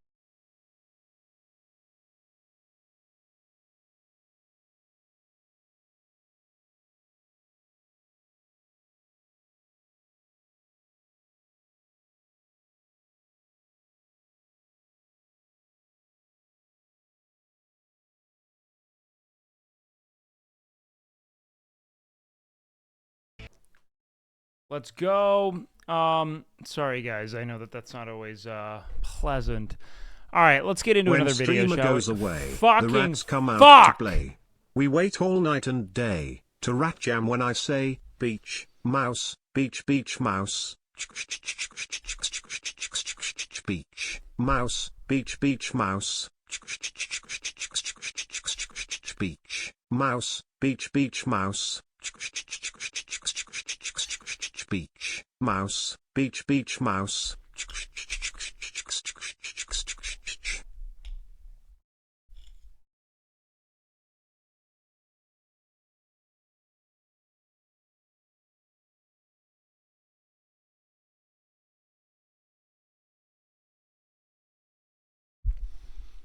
Okay. Let's see, what kind of reacts do we do here? Dude, nothing about Costco hot dogs for 1 week? Why? Do you meal prep? I don't typically, but I'm trying to see how I feel without eating any whey for like a week or two. So I'm eating nothing but whole foods at present, just seeing what I feel like without any processed foods whatsoever for about a week. If I feel better, I'll keep doing it. If I don't, we'll go back to what's convenient. Okay. Shall we get into another video, guys? More reacts tonight, or do we want to start gaming? What do we think? Let's go. Push poll.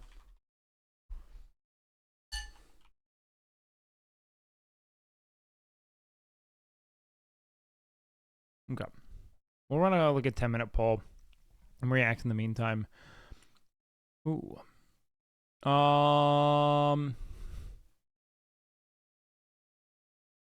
Irish versus Viking Wars history dose. Let's see.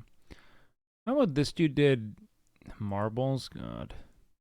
For the next week, I'm eating nothing but the Costco hot dog meal to see if paying $1.50 for a glizzy and drink is worth it for 7 days. The rules are I have to eat it at least 3 times a day, and besides that, I can only drink water. That means no other food and drink, not even the free samples at Costco. At the end of the video, This is the official Ironforge meal plan. I'll reveal how much I spent in comparison to a normal week of eating food, and if I got sick of the meal at any point during the experiment. This might be the weirdest and most economically efficient challenge I've done yet. Let's do this. Before starting the culinary experience of a lifetime, I first had to get a Costco membership the day before. They have 2,112, no, 2,000, yeah, 120 subscribers. Make sure you guys go follow this guy if you like it.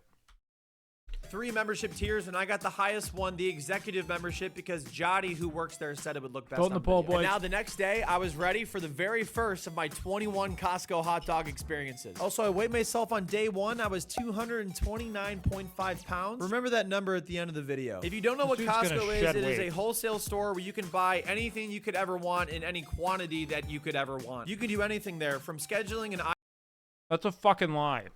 Costco is a place where you can buy everything at way too large of a quantity. eye doctor appointment to eating nothing but the Costco hot dog meal for a week. For $1.50, you can get a quarter-pound all-beef hot dog and a 20-ounce refillable soda. That price is more unheard of in 2024 than Jared from Subway. And that price will continue to stay that way because in 2018, okay, he's a pedophile, bro. when the CEO approached the founder of Costco about changing the Because he's in prison for having child porn. Does he know? price of the hot dog, the founder told him, if you raise the price of the fucking hot dog, I will kill you. Which is apparently a myth. Sir, we're talking about hot dogs here. So finally,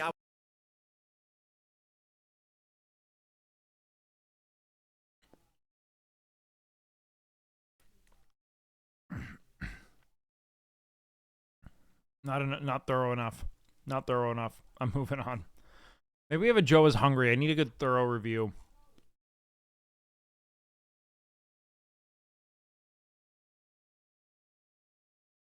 All boys high school Japanese school lunch.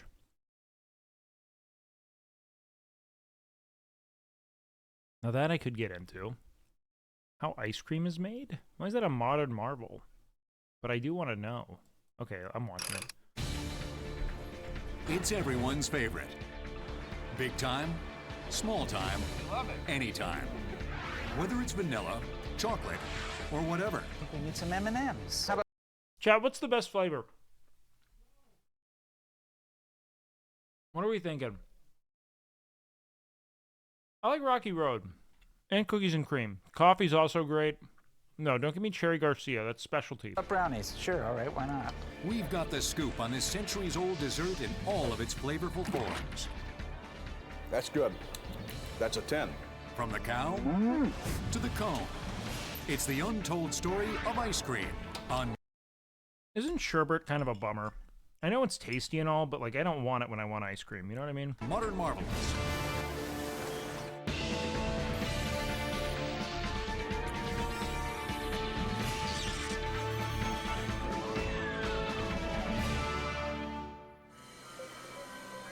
Welcome to a world like none you've ever seen. A magic Pistachio. It's if you're feeling what's zesty about you? Like, are we talking like colloquially, or you just mean like you're feeling different, like you want to change? Because I'm thinking that like gay men love pistachio ice cream right now. Like it's effeminate to eat pistachio. magical land of ice cream floats, chocolate waterfalls, and frozen fantasies. Charlie and the Chocolate Factory ain't got nothing on us. This, brother. Let's avoid hyperbole. They turned a chicken to a fucking blueberry. They had zero grav candy, a chocolate river, and slaves. Is the Dryers plant in Bakersfield, California, the world's largest and busiest ice cream factory. Each year, the 28 production lines churn out 90 different ice cream products, totaling over 100 million gallons. That helps satisfy the world's 4 billion gallon a year appetite. Not surprisingly, one of the leaders is the good old USA, where the average person downs 23.2 quarts a year. We're all kids when it comes to ice cream. We all love it. You know, it's comfort food. You've had a bad day? This man has more charisma than he knows what to do with. I fucking love this man. Have a bowl of ice cream. You've had a good day. Celebrate with a bowl of ice cream. Oh, wow. That was much Today, darker than he ice may have cream intended. production is a sophisticated and technologically advanced science. But the same basic principles, and technologically advanced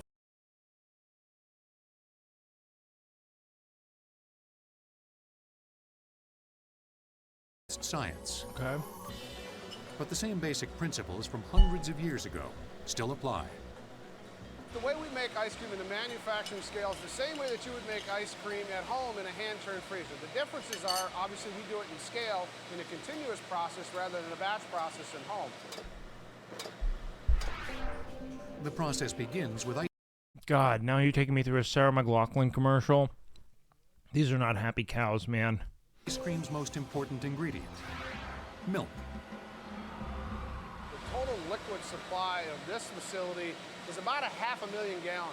So we take those basic ingredients of milk, condensed milk, and cream, coupled with sugars, and that makes the base Polymalto. Oh yeah, that's another sugar. mix. We'll also add in cocoa powders and stabilizers into the mix room. Once the mix has been blended, it's piped to the pasteurizer, where it's heated to 179 degrees for 25 seconds to kill bacteria. Where's the adrenochrome? You think they're giving that away in the general source? No, man, that's a specialty item like baby foreskin.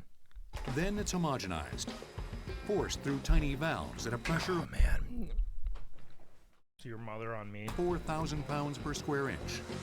There's to work break in down it. and disperse the fat globules. God. Just like putting Disperse your thumb it. over a hose that aspirates that mix and creates a very consistent. Vote in the poll, guys. We have a poll up, by the way. homogeneous Voting it, product. voting it, voting it. The product is then cooled to 40 degrees before being pumped into the various flavor tanks. Pump it. We'll add in the cherry flavors or the strawberry flavoring. And as we get into the freezer, now is where we begin to create the ice cream. All right, Mark. The flavored mix is continuously pumped into the freezer and enters a long, cold cylinder that is jacketed by a liquid ammonia freezing agent. The temperature of the mix drops to 21 to 23 degrees. As the mix freezes to the walls of the cylinder, Ice crystals are scraped off by the revolving blades of a paddle called a Okay. dasher. And The a blades have an prancer. additional purpose, whipping air into the mix. We have nut creating the milk. We frozen do not foam need we know cows. as ice. Okay, look, brother man, we might have nut milk. But your mother's super hungry after she has mine. One of the largest ingredients inside ice cream that most people Did I time you over 10 minutes? No. don't know is actually air. We call it overrun. Premium products are required to have 100% overrun. So for every 1 cup of mix, we add 1 cup of air. In the U.S., ice cream must, Nut milk is pretty mid to me, not to your by mother. definition, contain at least 10% butterfat. When it's pumped out of the freezer, it has the consistency of soft serve. But that won't last for long. Dude, soft serve is bis as fuck, man. There is nothing that'll beat the texture of soft serve ice cream. The carton's next head into the blast harder, kept at a bone-chilling 65 degrees below zero. I haven't had cow's milk in like 10 years. Yeah, just breast milk. Within hours, the ice cream's temperature will drop to 0 degrees Fahrenheit. Custard is so tasty. A blast hardener is really intended to draw all that heat out of it as fast as we can, because the colder we can get it, the faster we can get it, the less probability we have of creating ice crystals in the product. And ice crystals are really what Freya's create pretty solid. that grittiness feel in your mouth. So ice cream manufacturing is Okay. all about time and temperature. I don't think I've ever thought I want gritty in my ice cream. Do you know what I mean? Not to mention taste. Fuck. And no one knows that better than Dreyer's official taste tester, John Harrison. A man whose tongue is so sensitive, it's been insured for $1 million. What I look for in tasting ice cream is 3 things. Now, we all initially eat with our eyes, so it must look appetizing. Number 2 is the flavor and If Hraf can refund flavor Dolph, he's cool. balance.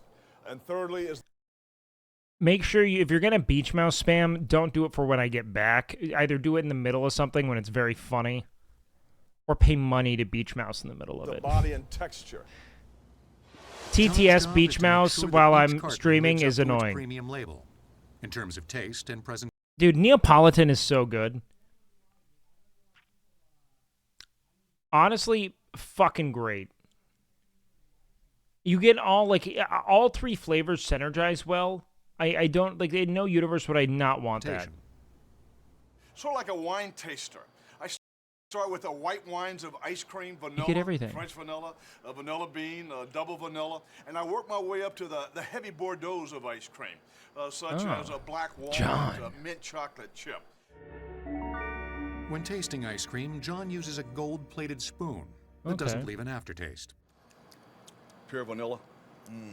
My tasting method is the 3 S's, which stands for swirl, smack, and spit. Woo!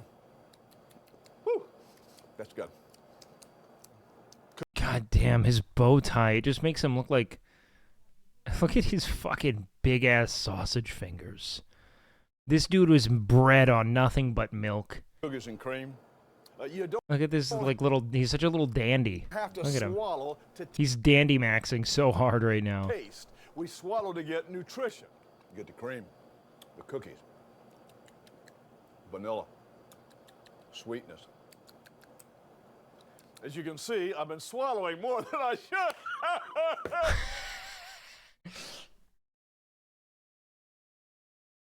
That dude's so used to that one killing. Oh my god, he says that at church, and your mother says that after we finish. As you can see, I've been swallowing more than I should. It's so good, though. This guy loves ice cream, man. The ice cream That's so John's take. good. It's so, as you can see, I've been swallowing more than I should. It's so good, though. Oh man, I want that as a TTS redeem. The ice cream John's tasting is very different from the world's first ice cream. I wish I could tell you ice cream was invented on this day with this. Shannon Jackson Arnold. How did she do the illustrious 3 first names? Everybody loves ice cream. That's the one you read before everybody poops. Person, but the fact is, we don't really know where ice cream was invented or when. I'm swallowing We more do than know I that should. there- Ha ha ha ha. There's lots of myths and legends around ice cream. Okay. Many believe Take the you there. Emperor Nero would send slaves into the mountains to bring back snow and ice for snow ice cream.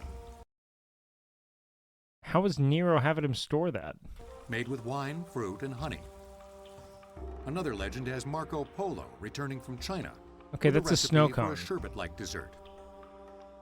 Ice cream, as we know and love it today, really has its roots in Italy, where they call their ice cream gelato. The Italians really perfected ice cream in their cafes, in high society. No, we call it gelato. Because I get a lot of it. We can We get a lot of this cream. thank the Get a lot of. Compared to American ice cream, gelato contains less fat and less added air. There's less fat in gelato? Why do we not buy that? It's so much thicker and creamier. I think that's horseshit. Is that not horseshit? It has less fat? As a result, it has a rich, creamier taste. It has egg white? It'd probably be yolk, right? Was it? Gelato varies from region to region. There is Even egg. within a city, you can have something very different. 4 to 10%. But the Italians do tend to use more milk and less cream than American style ice cream. John Snyder More milk is and less America's cream. gelato John Snyder. at Il Laboratorio del Gelato on New York's Lower East Side. He creates this centuries-old dessert for more than 200 Il laboratorio. Il laboratorio. Manhattan's finest restaurants. Antonio Margariti. Today we're going to be making espresso gelato, and we begin with just pure espresso beans. Thank God. We use about a gallon Gelato's of great. espresso beans for one batch of gelato. And this goes right in the blender with the beans. Next, John adds 2 gallons of a base mix got a bag of consisting milk. of milk, cream, and sugar. He then blends the mixture. You think this lady's just watching him fuck it up? And just looking the other way. And heats it, infusing the beans into the mix. And just let this It's like, don't come say anything to the almost a fucking boil, boss. but not quite. Just An hour later, it's time to strain out the beans. God, that looks so good. I love John espresso. then adds a little Espresso fresh ice brewed cream's coffee so to the good. bean and milk concoction and pours it into a gelato machine What- for what are you churning doing? and freezing. 3 additional gallons of base mix round out the recipe. God. Shit is so Well, thick. the recipes that I've created are based on years of a lot of tasting in my Dude, did he rub his mustache off on someone's clitoris? What is happening? That man might be just deeply allergic to travels cream. all over the And his friction burns. world. We try and make just the very best and also the very purest. I make poverty espresso vanilla ice cream with afternoon's leftover espresso / coffee. Well, that sounds great. You know what I like about that is it gives you the ability to have both vanilla and espresso ice cream depending on what time of day it is. Because just buying espresso ice cream outright makes it so, you know, you always have to have something kind of caffeinated. Start taking it out. 20 minutes later, it's gelato time. Oh God, that's This not. gelato will give you a pretty good jolt. Oh, that looks so good. Damn. Let the lady who actually does the work do this, man. I want to see that tiny Italian woman. Espresso. Best Thanks. way to start your day. That's what the Italians say. This dude is British as fuck. This dude is British as hell. He was just obsessed with it, seeming as if he's Italian. It's doubtful whether America's founding fathers started their days off with espresso gelato, but they did enjoy their ice cream. George Washington was a fan. Thomas Jefferson had a weakness for vanilla. Oh, that's not what I hear, you know what I mean? And Dolly Madison Ah, he had a problem! served it at her husband's second inauguration. But it was the invention of the salt and ice hand-cranked batch freezer in 1846 by housewife Nancy Johnson that turned ice cream into a household food that everyone could enjoy. Okay. That old homemade method is still revered at Penn State University, the country's leading authority on the making of ice cream. We'll use this demonstration. Penn State. Famous for two things. Jerry Sandusky and their ice cream historians. With the salt and ice freezer to demonstrate the basic principles that underlie freezing of ice cream mix into ice cream. The freezing cylinder will be charged. You know what I bet? I bet this ice cream is mid as fuck. I bet the doctor of ice cream is making the most soulless ice cream known to man. It's got to be like Stanislavski acting. It's like you've thought too far about this. Roughly half full of ice cream mix. Then the scraping mechanism is inserted into the freezing system. There's some lady adding more and more sugar to it. Now, this freezer is very similar to the freezer that Nancy Johnson developed in 1846, except that we have an electric motor rather than a hand crank. Okay. Salt and ice are added to act as the freezing agent. They form a brine solution, which has a very low freezing point. Pennsylvania is good for ice cream and lots of dairy farms. Yeah, a bunch of Amish. They do that, man. Milk, cream, and butter is the three main food groups, man. Is what they fed me just past Utica, man. As the brine absorbs heat from the ice cream mix in the cylinder, the mix itself begins to freeze. They call it the three main food groups, man. And I'll tell you what, man. I was the one main consumer, man. And you'll notice that in this system, the scraper mechanism is fixed, and the cylinder rotates around the scraper mechanism here. I want to get back in RP, but I'm so behind on everything. I don't know what's going on. 45 minutes later, the ice cream is ready. Oh, and you can see that this is whipped up nicely. That does. You know what, dude? The ice cream always looks good. That might be one of my favorite foods, honestly. That really might be one of my favorite foods. It's got to be up there, man. If you look carefully, you can see little balls, and you'll see. That's how I've seen a lot of people quit. They feel like they're too far behind. It's just weird to come back, you know? I've been so out of it. I feel like a fraud. This kind of just jump back in. Part of this is due to the ice, and part of this is also due to destabilized fat that's in the ice cream because of the We'll stabilize it! long, slow churning process. But this is truly homemade ice cream. No, you made it in a fucking lab, bro. While most of today's ice cream makers have abandoned the old-fashioned methods, tradition lives on at Grater's. Why have I never heard of Grater's? Family-run business in Cincinnati. Oh, okay. We are the only ice cream company, I think, anywhere in the world that uses the French pot method of making ice cream. And if you Google French pot, you'll find... Does that mean it's good or not? You know what I mean? Find us. It's good? Okay. Else. Grater's is a fourth-generation company that has been making ice cream the same basic way for more than... You have a plot line for why you haven't been there? Yeah, no, I mean, I was getting kind of bummed out, no, man. Everyone was warring and putting guns on each other, man. I just kind of felt like the whole pursuit of money and excess was causing all my friends to kind of drift away into this kind of corporate monotony, man. And I just couldn't watch the spiritual tax it had on the people I loved, man. 130 years. The process begins. I don't know, man. What I did, I took myself all the way to Mount Chiliad and just did a bunch of ketamine until I started feeling like I was having like spiritually intimate relationships with the birds up there. I don't mean we were intimate sexually. I mean like I just felt like we were a community and we caught at each other. With pouring 2 gallons of ice cream mix into one of Grater's unique French pots. This is a very similar ice cream freezer to what we started with in 1870. It's been modernized slightly, mechanicalized in modern refrigeration. What it consists of is a 5-gallon stainless steel drum submerged in calcium. This is the grimace shake, bro. As the pot slowly spins, the mix begins to freeze against its sides. I don't think this is the old-fashioned way. This is like a different method. Folding the ice cream into It itself. does look really good, though. This folding process prevents air from whipping into the ice cream. I'm curious and if this accounts is for its any thick and better. creamy consistency. The reason Grater's no one else black uses the raspberry French chip, pot that sounds today is really good. It's so labor intensive. You can only make 2 gallons. Paying these guys per minimum machine, wage. and Cincinnati modern ice cream minimum wage. machines, It's got to be even Even the worse. small ones will make 10 gallons in 10 minutes.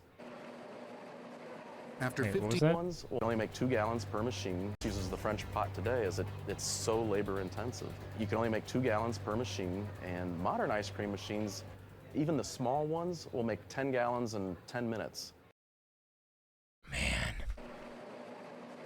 After 15 minutes of spinning, the ice cream is ready to be packed.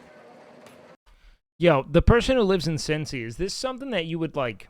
Do you recognize the difference? What's the difference for you? Is it a texture But it's concept? so dense that no equipment can handle it. Must cost a fortune. Well, Or all just of our paying him pints are dick. hand-packed. There is no automation back there. Our packing machine is named Bud. We pack about 6,000 pints that way on a daily basis. Not really, just have unique Where a flavors. typical pint of ice Interesting. cream may weigh as little as 8 ounces. A grater's pint weighs nearly a full pound. I mean, I'm cool with the inefficiencies. The way I see it is that like businesses don't need to scale to the point to where automation's a necessity. You know, especially if they're like artisanal like this. But you know, they're doing it anyway because there's money, right? The unique thing Skyline about Grady's chili ice flavor, cream that's what I'm is saying. It is just like what your great-grandparents would have had over 100 years ago. We are literally the only people in the You can have a bite of it, spit it, an interracial couple, fuck it, have another bite of it, deny the cancer that the cigarettes are causing. world that continue to use. What incentive is there to not to push your employees to the breaking point versus making a comfortable amount of money? Well, yeah, no, I mean, these are all the questions, right? I'm not saying that. I'm saying that there's value in maintaining a sort of artisanal, handcrafted concept, but I'd say it would make more sense in the event that you're the one making the ice cream, you know what I mean? Otherwise, at a certain point, the inefficiencies are, you know, unless they're well paid. It's the French pot process to make ice cream, and we're still making it just 2 gallons at a time. I don't know if it's better in any regard. It seems like they're vending nostalgia, you know what I mean? By the late 1800s, people were getting Look their at these ice cream at mustaches. mom-and-pop soda fountains, like this one. Aglamesis Brothers in Cincinnati. Soda fountains seemed like a fucking good time, man. I remember always being envious of soda fountains when I remember people saying they were gonna get a chocolate soda on like Disney movies when I was a kid, like the Disney Channel movies. That's where I remember this. Me being like, "What the fuck is that? Why have I never had one?" Like I wanted that as a kid badly. I yearned for it. Community was probably part of the nostalgia. Well, yeah. Look at all these white people hanging out. When you walk And into it's a still nostalgic around, ice cream baby. parlor like this, you're really coming back to a place that Diane Little, owner, Aglamesis Bros. doesn't really Okay. exist anymore on this planet. This shop It does, just not in Cincinnati. Shit like this all over the world. is only one of a handful of soda fountains that remains from the period. This is the authentic ice cream fountain that we've had since this building was built in 1913. Our formulas are actually the same as they were many years ago in respect But are they good? You know? Are they good? to cream, honey, eggs, and Oh, okay. We got an Algamesis sugar brother. in our product. That sounds like something that happens to the embryo. What flavor do you like? The late And, well, it's in the process of Algamesis. 1800s ushered in an era of ice cream innovations. Among them, a colorful combination that included ice cream, flavored toppings, and whipped cream. This is... Are you talking about a banana split, man?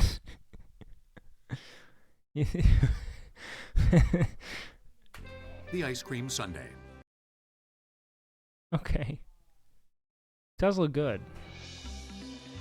More than I half a will dozen eat it. communities claim to be its birthplace. Everywhere from Two Rivers, Wisconsin, where a historical marker commemorates the event, Yeah, the community is Wow, so they're really always rushing to taking this. great pride in the history. Dairy of the- Queen. Why are you at a DQ? I will say Dairy Queen does a good job with the ice cream. Home It's of the pretty ice cream solid. sun- Honestly, Blizzards are fucking good. Blizzards are fucking really good. You think I'm in? Invented by one Ed Berners at his ice Is that cream Al parlor Capone? in the Franklin House building in 1881. I mean, I've had like a strawberry Ithaca, New York. cheesecake. Blizzard's fucking The delicious. story that's claimed in Ithaca is that the sundae was invented in 1892 at Colt and Platt's Pharmacy. There's no Okay. documentation for the burner story and several pieces of documentation for the Ithaca story. To Evanston, Illinois. One pharmacist in Evanston, according to legend, decided to serve ice cream with syrup on Sunday as a way of driving sales. And out of respect for the Lord's name, he changed the spelling from D-A-Y to D-A-E. Thank God. Because the Lord who spoke English and wrote English would be so stoked about that. We may never know who really invented the ice cream sundae. Hot take, I don't love chocolate syrup on... I think chocolate syrup is a really intense flavor that overwhelms all the other flavors. We do know every sundae needs a dish. And if you don't have a dish, Like, all I can taste is you the better syrup. have ice cream's most trusted companion, the cone. Fucking... I feel like I'm in a mid-2000, like in a little Boosie music video, but instead of guns, it's fucking... nothing but he's like flexing the ice cream. Look at that. This looks like a fucking like found footage of the Crips in Los Angeles in '86. Like, fucking it's just so funny. Look at that. Yeah, flex it, brother. For hundreds of years, ice cream was content to go it alone, served up in dishes, bowls, and glasses. But since the turn of the 20th century, it's been Yeah, are we pretending like we don't know the names? married to the perfect partner. That would be the cone. A wonderful little invention with... That was the most politically sound way of describing the heavily racialized porn fantasy that you're referencing. You know that one with the... It's like that meme with the girl and there's a couch and like 5 guys there? Do you know? With but one purpose. Cones are really a vehicle just to eat. Sugar cones are better than waffle cones, bro. Well, actually, I don't know if I still feel that way. I actually don't know. Maybe I've grown past that. I always loved the sugar cones Ice cream. more. So you don't buy cones unless you're buying ice cream. And by the looks of things, people are buying a whole lot of ice cream. A sugar cone? A sugar cone is like the one you'd get with soft serve. This is the Joy Cone Company in Hermitage, Pennsylvania. That's the a world's waffle cone largest there. ice cream cone plant. Every year, Joy Cone turns out a staggering 1.5 billion cones. Wow, they really That's have, over they 5.5 cornered that million market. cones every day. Holy shit. That's like a drumstick. Amazing. I when bet you those are consider the drumsticks. genesis of the first cone. And there's a couple different competing theories, but the one Waffle cones are so much better? Interesting. that we A cake cone? Is that what they call it? Sure. here to is in the 19th. It's a meme. I know I'm not making things up. Yeah, I know it's a meme. I'm just saying, you just pulled up the page Piper Perry Surrounded.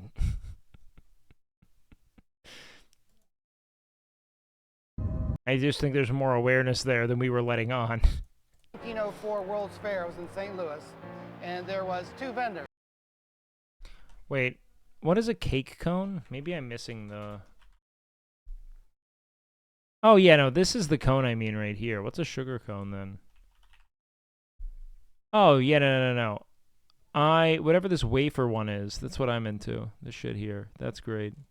I love these. They're awesome. They're very light. They don't really have a flavor. They kind of taste like the communion bread. There's just nothing to it. One was making waffles, and the person next to him was selling scoops of ice cream in a dish. Well, the ice cream vendor ran out of dishes, and so the waffle cone vendor folded the waffle. God, dude, I feel like the fucking soft serve machines at college cafeterias is responsible for, like, most people's freshman year weight gain. Because that shit is so good. It is so fucking good. Soft serve is so good. Into a conical shape. And so they started serving the ice cream inside the waffle, and it was developed as the waffle cone. Waffle cones are still being made at Joy Cone, as are sugar cones, and the crispy flat-bottomed cake cones. Cake cone's sick. A cake cone is made with some basic Waffle cones are ingredients. okay. I Flour, grew on them tapioca over time. flour, water, sugar, and then minor ingredients. Minor ingredients, like babies. The ingredients are dumped into a mixer, cooled, and then pumped as a liquid batter into the ovens. Yeah, K-cones. With the K-cones, it's a molded product. Batter's formed into the mold, and then a plug drops into the mold. So the batter forms between the cavity and the plug. It goes in liquid. 90 seconds later, it'll drop out as a fully formed Plug cone. your mom's hole. And as you can see, we're making color cups today. Okay. The cones come out of the oven at about 350 degrees, and they come down this conveyor to cool off before they're packed onto the conveyor.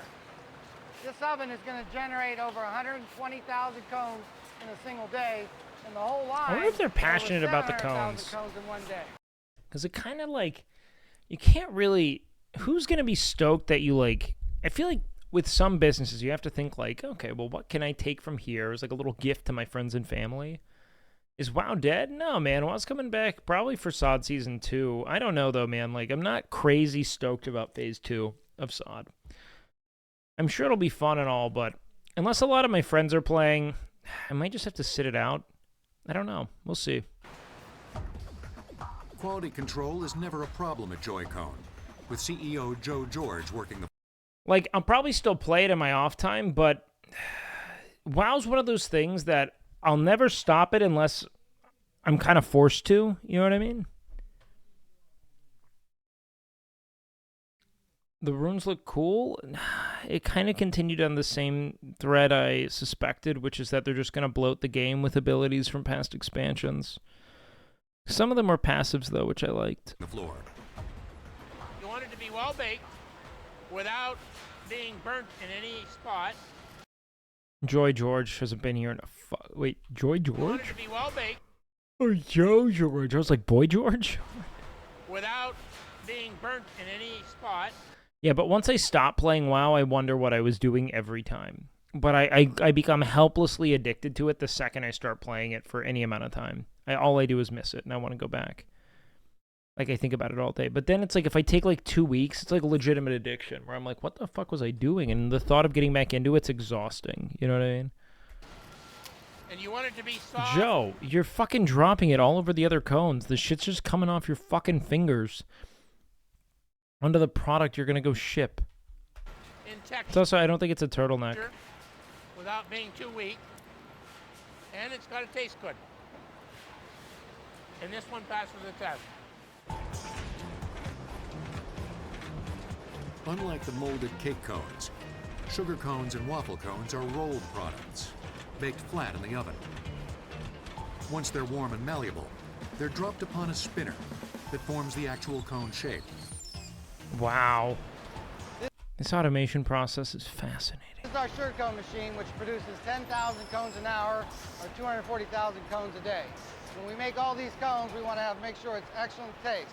But we also need to make sure it's a nice sealed tip. If you we want to make sure that you're eating the ice cream Yeah, you want to be safe. and not wearing it.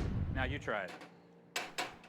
The folks at Your mom Baskin hates when I Robbins seal my are turning tip. filling ice cream cones into an art form. Go. I feel like, is Baskin Robbins dead, man?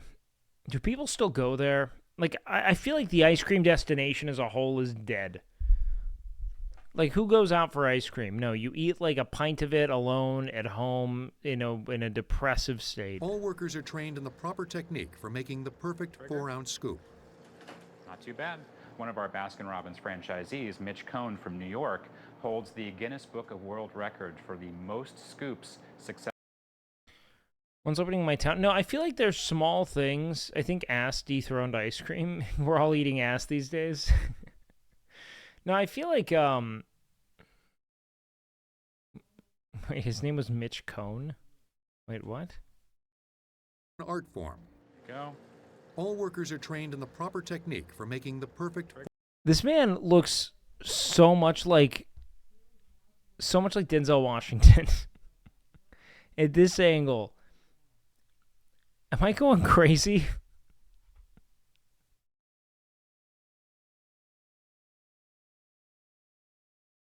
Like, I really see that there. Scoop. Not too bad. One of our Baskin-Robbins franchisees, Mitch Cohn from New York. No shot. holds the Guinness Book of World Record for the most scoops successfully executed and applied to a cone. Yeah, his name should be Mitch Scoop. 1 minute. He did 19 of them.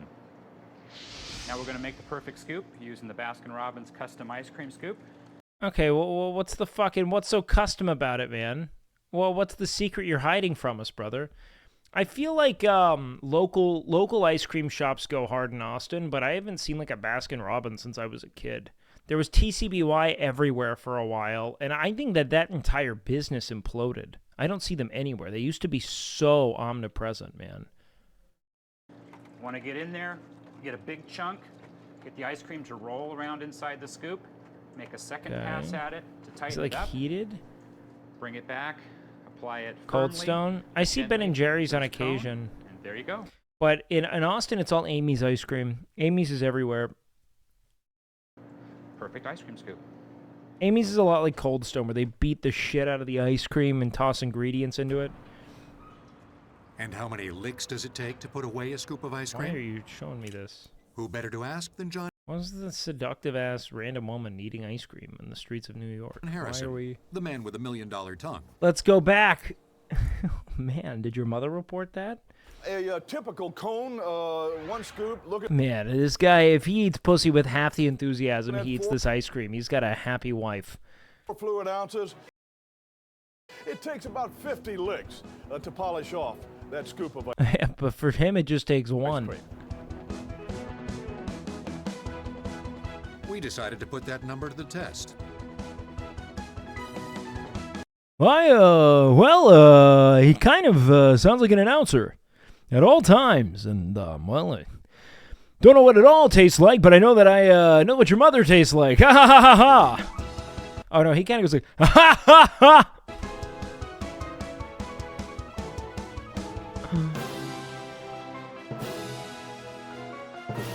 This woman does have a bit of a cold sore, doesn't she?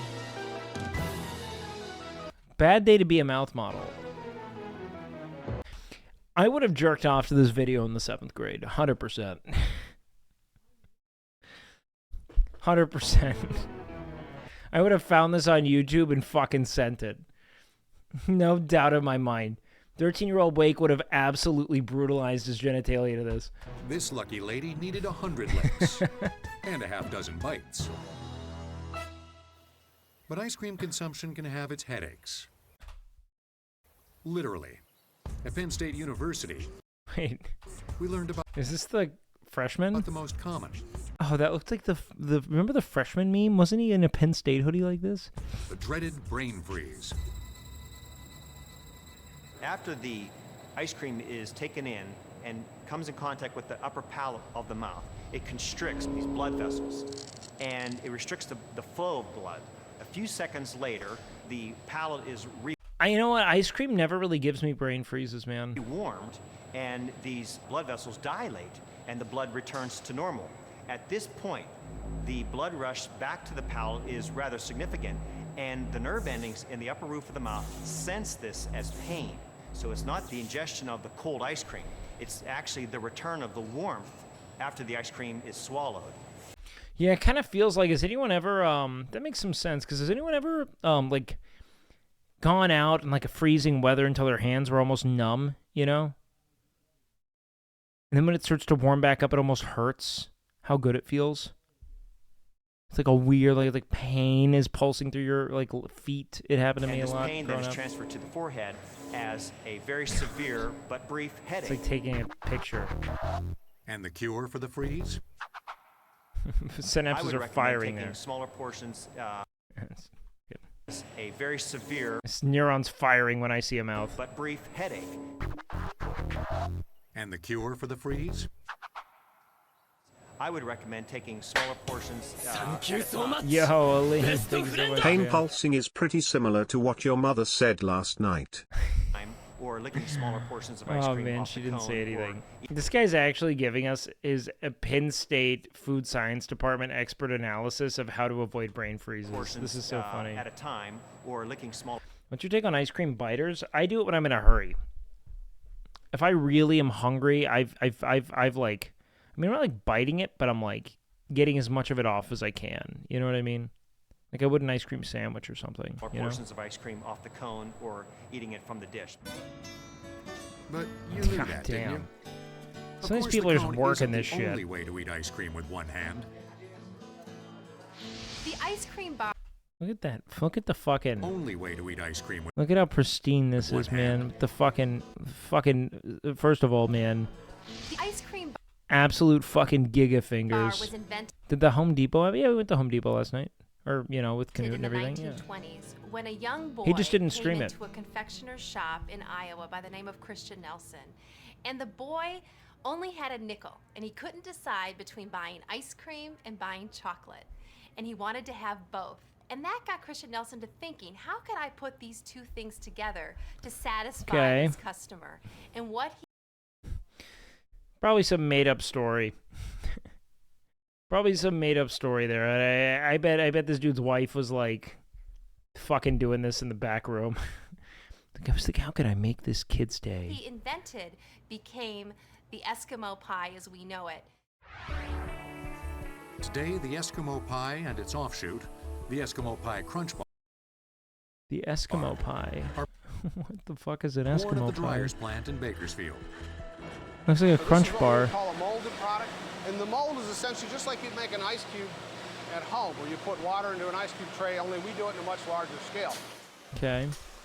That means 20,000 Eskimo pie, bars yeah. Just the, every just the hour. coldest cum shot. You spray the ice cream inside the 20,000 mold. bars. That scale is unimaginable. Like, how on fucking earth are you using that much? And then on the bottom of that, we spray 55 degree below zero brine solution to actually freeze out the product inside that mold. Bar then comes around where it begins to firm up, and we put a stick inside it. Order one on One Grubber more right now. revolution, and the bars are dumped into a dip tank. Looks like a That's crunch where bar. a chocolate and puffed rice coating is applied Yeah, it's a to the crunch bar. Then it's They've off had to be crunch packaged bars. and distributed nationwide. I've never seen Eskimo pie in my life. I've only known it as a crunch bar. But ice cream has a soft Oh, side fuck too. yeah. A soft And that's serve, an let's go. industry unto itself. I fucking love soft serve ice cream, man. It fucking slaps. Today, ice cream franchises are as much a part of our landscape as ice cream itself. Their roots can be traced to the early days Remember the taste of the stick more than the ice cream? Oh, the stick is to unforgettable. another great American institution. Also something your the mother automobile. said. As Americans began to use automobiles to get around, it really transformed the way we enjoyed ice cream. All right. So they started to drive to roadside stands and get ice cream right from the stand. So we're just Typically, buying they more? served soft serve, and that really also changed the face of ice cream. Soft serve has less butter fat and less added air than hard ice cream. It's so good, And man. because I it's served fucking at a love higher soft temperature, serve. 18 degrees Fahrenheit, compared to 5 or 10 degrees with hard ice cream, Ooh. its flavors are more pronounced. Ice cream being colder. There's something profound about McDonald's soft serve ice cream. The McDonald's vanilla soft serve has a flavor that is totally inorganic. It doesn't exist in the natural world, but it's fucking divine. I think that it is one of the best flavors known to man, and I'll die on that. You have less flavor release. It has a I'll take the numbing E. effect coli. on your taste buds. Where at 18 degrees, there's more flavor that comes through. The ice cream stands could pump out soft serve or frozen custard, a derivative Custard's made with so egg good. yolks right on the premises. The invention of I a love revolutionary custard, man. freezer that could continuously dispense a semi-frozen dessert made it all possible. While today's soft serve freezers are far more advanced, they do share many of the same features. What do you guys feel about this, like, kind of like, I don't know, like plump doughboy thing that Dairy Queen does? Because we have to actually tip our hats to the fact that, like, this is kind of their calling card. You know what I mean? Like the rolls as opposed to the swirl. In a typical ice cream freezer, ice cream is added to the freezing cylinder, it's frozen, it's drawn off, and then it's frozen in the hardening room quiescently. Oh, man. Just call it the Goon Cave, brother. You don't need to be political here. In the case The of hardening room? Soft serve ice cream freezer, ice cream is available on demand. You get ice cream where all of the freezing has been done only in the agitated freezing cylinder.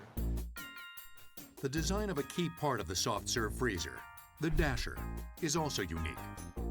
Oh, okay. You can see these plastic pieces which fit over the metal and lock in are going to be actually the scraping mechanism. They'll scrape the ice cream off the walls of the freezer. You'll also notice this helical design which is going to push the ice cream forward so that it'll be ready to draw out at any given time.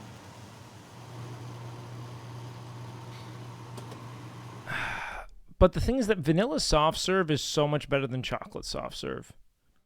That doesn't mean chocolate ice cream isn't better than vanilla ice cream, but vanilla soft serve is infinitely better. I think it's because they rely on chocolate syrup to flavor the chocolate soft serve. I think that that's my big concern. But also, I will say, vanilla ice cream to me is like the litmus test for ice cream quality. Kind of like cheese pizza is for pizza. There are a lot of things you can do to make ice cream good, but if the actual ice cream itself is delicious, that's determined by your vanilla, I think. So now the ice cream's ready. The soft serve is a little warmer than the typical hard ice cream, which makes it eat a little bit better, so it's soft and refreshing, and it's ready all day long. One of the first men to see a future in soft serve was J.F. Grandpa McCullough, who along with his son Alex created Dairy Queen, the cone with a curl on top. Well, that's kind of fun. Okay. Okay, you can't fuck that one up. Ice cream He's got that orange Julius thing on top of it. out of their freezers on a daily basis. They wanted to deliver that same product to the consumers. So they connected with a friend of theirs who It's had crazy a how walk-up sexual they stand. made this. Oh, it makes so much sense. I hate that McDonald's is the best soft serve ice cream I've ever had. It's so good. I don't know why. Tillamook is actually really good. It's like a low sugar, really high milk fat. I've had it. It's very good. And they did a test run one day, and in 2 hours, they served more than 1,600 servings of this ice cream. So they knew they were onto something. It didn't take long for Dairy Queen to become part of American culture. Civilization peaked at ice cream? What? Ice cream? That's where you draw it? You're saying that civilization peaked at ice cream and not full bore VR porn with fucking internet synchronized fuck machines so that people can have sex from across the planet? Two men pretending to be women can fuck across the planet in VR chat? You don't think that that is the pinnacle of humanity? Dairy Queen tended to go into towns that were smaller, and it became part of the corner hangout where you walked up to get your soft serve cone and talk to your neighbors and then walk back home. Today, Galloway Brothers of Neenah, Wisconsin is one of several plants that produce the base mix for Dairy Queen. You know, Castro had an obsession over ice cream. I mean, I think a lot of people are obsessed. I think ice cream is one of the best foods we've ever made. It's so good. It's probably one of the few things I would ever crave. The ingredients that go into the mix are almost the same as those in hard ice cream, but the precise formula remains a closely guarded secret. Dude, imagine if we could, like, perfect a protein soft serve. And sell that at the gym. That would be fucking great. They had to change their name. Eskimo pie name change. What is it, Inuit pie? What are we doing now? Now we're just calling it pie? That's not fucking convincing. That's like, this isn't pie?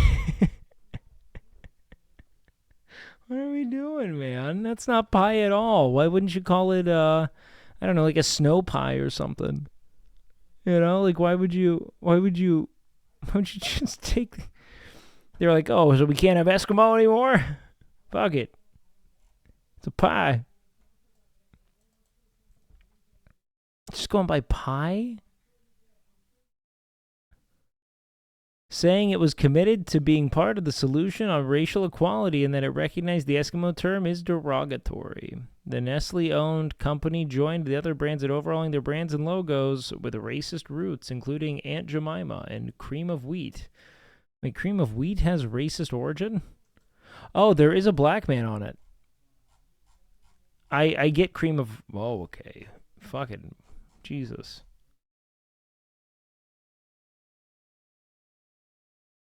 Cream of wheat? Yeah, I guess there is a black man on it. That's for sure. This is a lot more racist than just the black man being featured. That's a little more racist. That's less of a sell. The name is considered derogatory in many places because it was given to non-Inuit people and was said to mean eater of raw meat. It said. What? Why didn't they name them Stacy, Chat's mom, then? You know what I mean? Would have made way more sense. Wait, so they're calling it Eddie's Pie? That's weirder.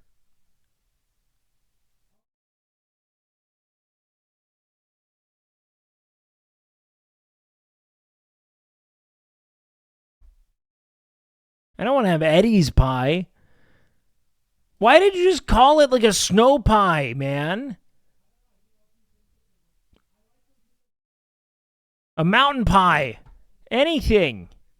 Why just Eddie's Pie? Just imagine a fucking hobbled over dude in the back of a prison cell somewhere in fucking Saskatoon. Oh yeah, that's Eddie's Pie there.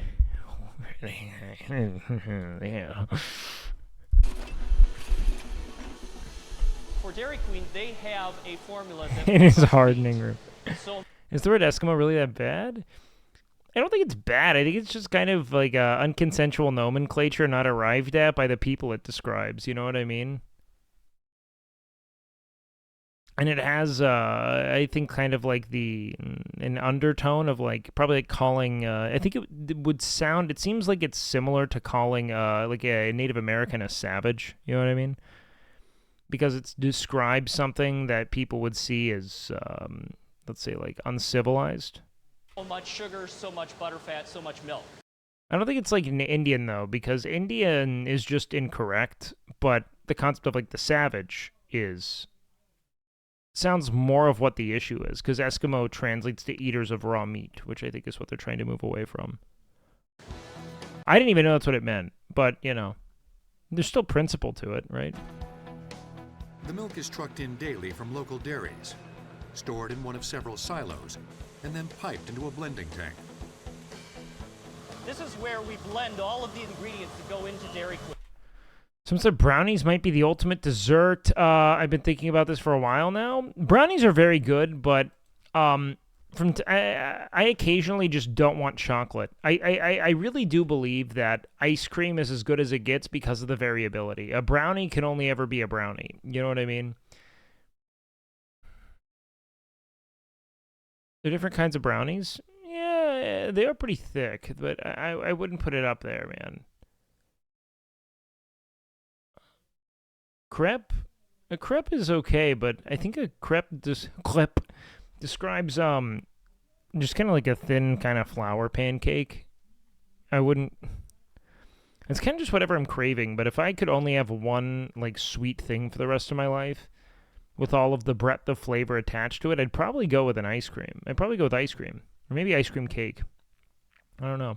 Wait, the computer has a list of ingredients such as sucrose. Just think about it. You put brownies onto ice cream. Yeah, but that doesn't. Or is that in support of ice cream? Corn syrup, cream, condensed skim milk, and milk. Frozen durian. That'll stay on the table forever. It blends them based on weight with a Coriolis meter.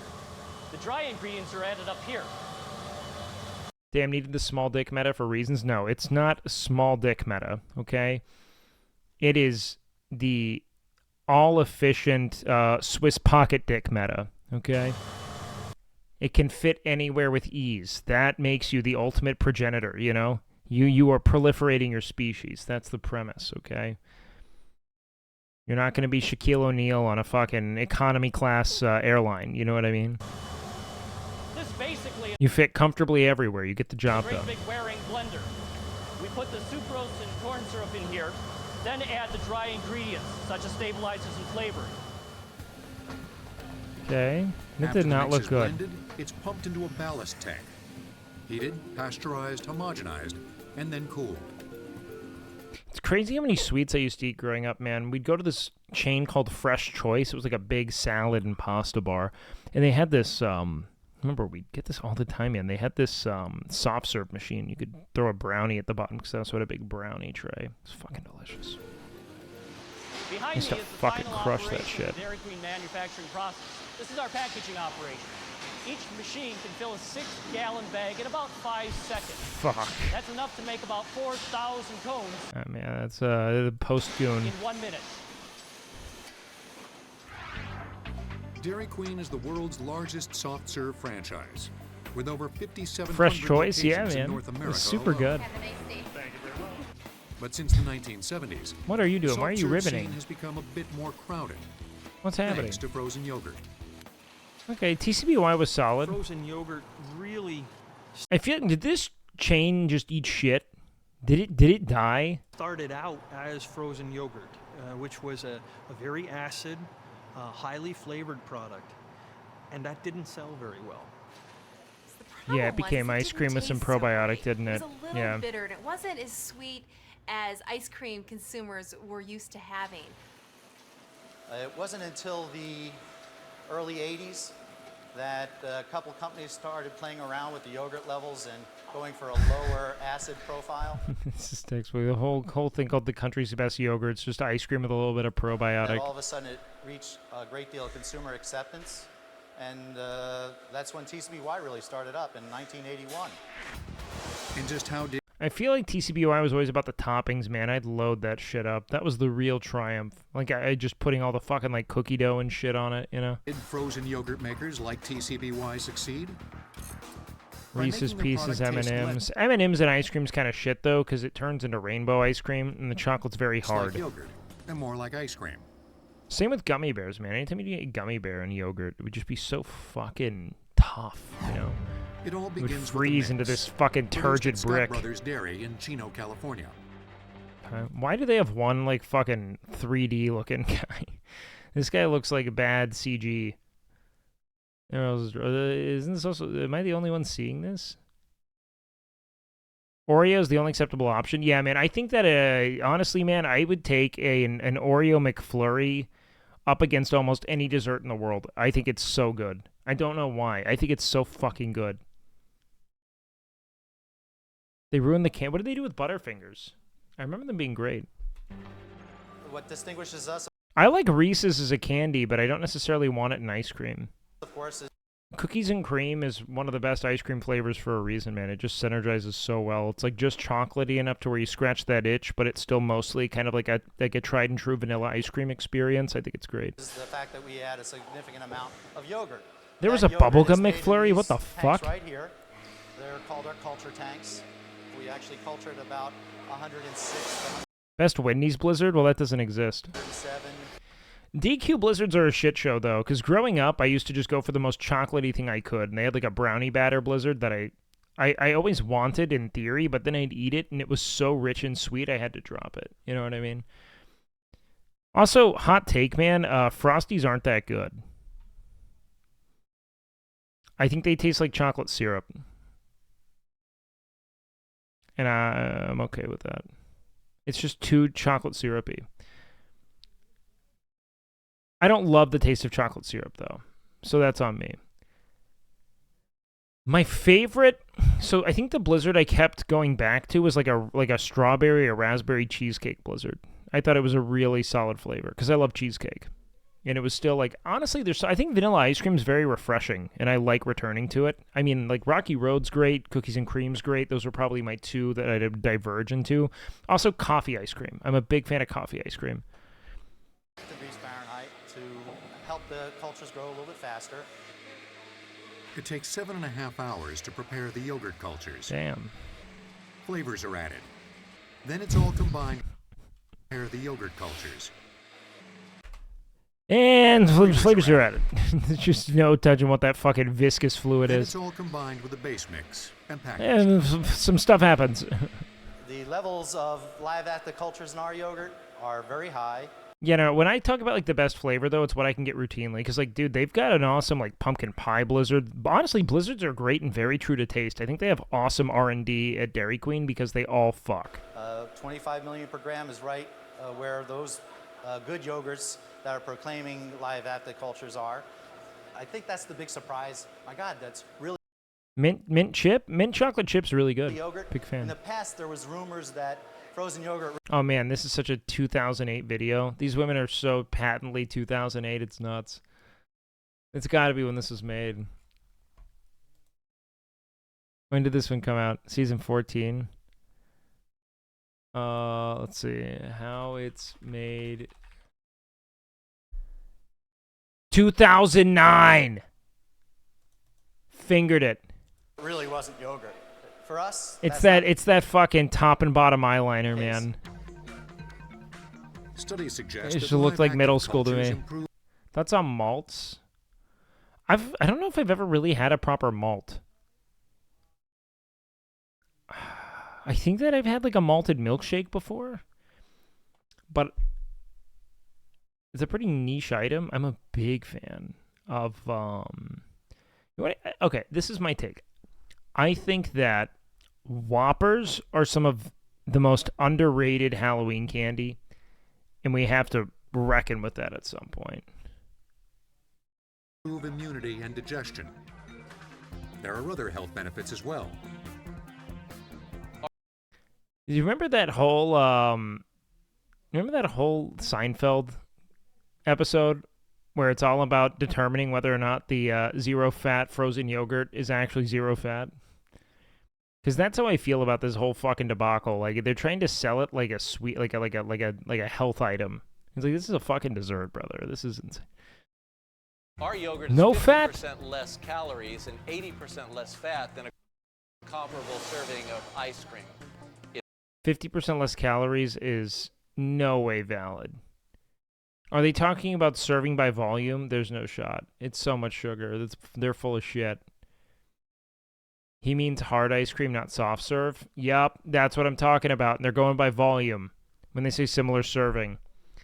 Because it's not actually, because again, this is going to be way lighter. Hard packed ice cream is going to be way more because it's more actual ice cream in it. Yeah, that's shit. It's just like fresh yogurt, but you get... That's what made Pinkberry huge like 15 years ago. You know what I realized? There's actually a lot of soft serve destinations, man, because there's like Menchie's. I see that everywhere. You guys see Menchie's? I used to go to Menchie's constantly with one of my exes. We had 2 dogs together back when I was in college, and we'd fucking drive to Menchie's and just fuck that shit up. Was that frozen yogurt? I thought it was just soft serve ice cream.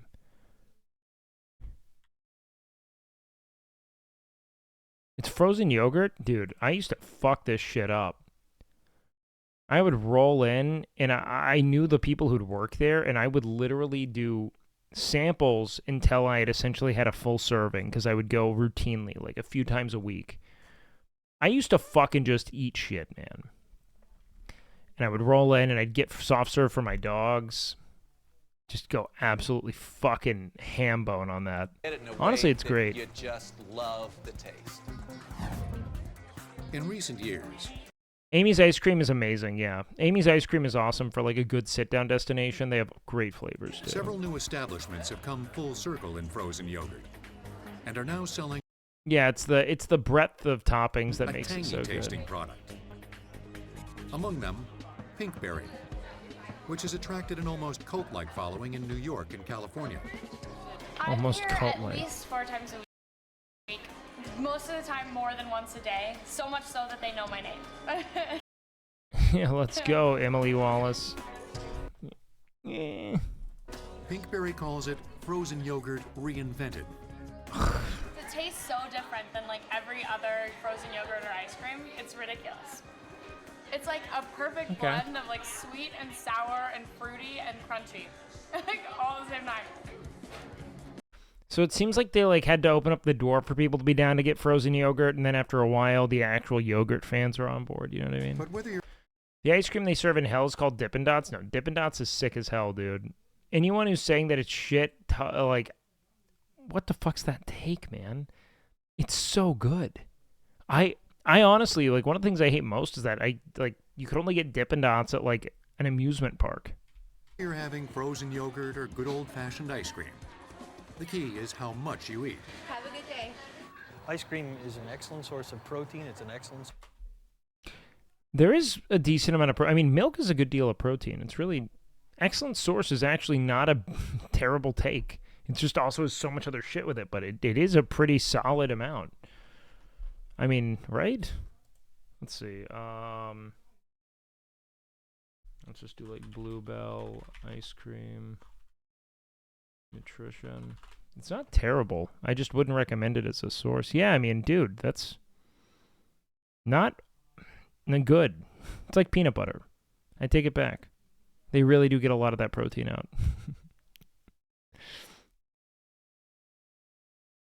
Maybe per, like, if you're thinking about just the volume you're consuming, they could define it that way, but not for the energy consumed. Because for the volume, it'd be like 118 grams of something. You get 6 grams of protein. It's not great. What's your take on using milk in a protein shake instead of water? It's fine if you digest milk well. Source of calcium. It is an excellent source of energy. The problem is if you consume ice cream as a staple. That's a really kind way of saying that shit'll make you fat. It's an excellent source of energy. It's like fucking too good of a source. Great for people who need it. Then you're consuming too many calories and too many calories from fat. For many ice cream lovers, calories are a necessary evil. Okay. These folks flip. Chunky Monkey. Dude, I love over banana. to high-end, highly dense, premium ice creams. Okay, Ben & Jerry's time. Let's go. There was a Dude, time Dippin' when Dots there at the were end of only this? 3 flavors of Do we want to keep watching this? I'm just kind of stun-locked on it right now, but we don't have to keep going on this. I just think it's kind of fascinating right now.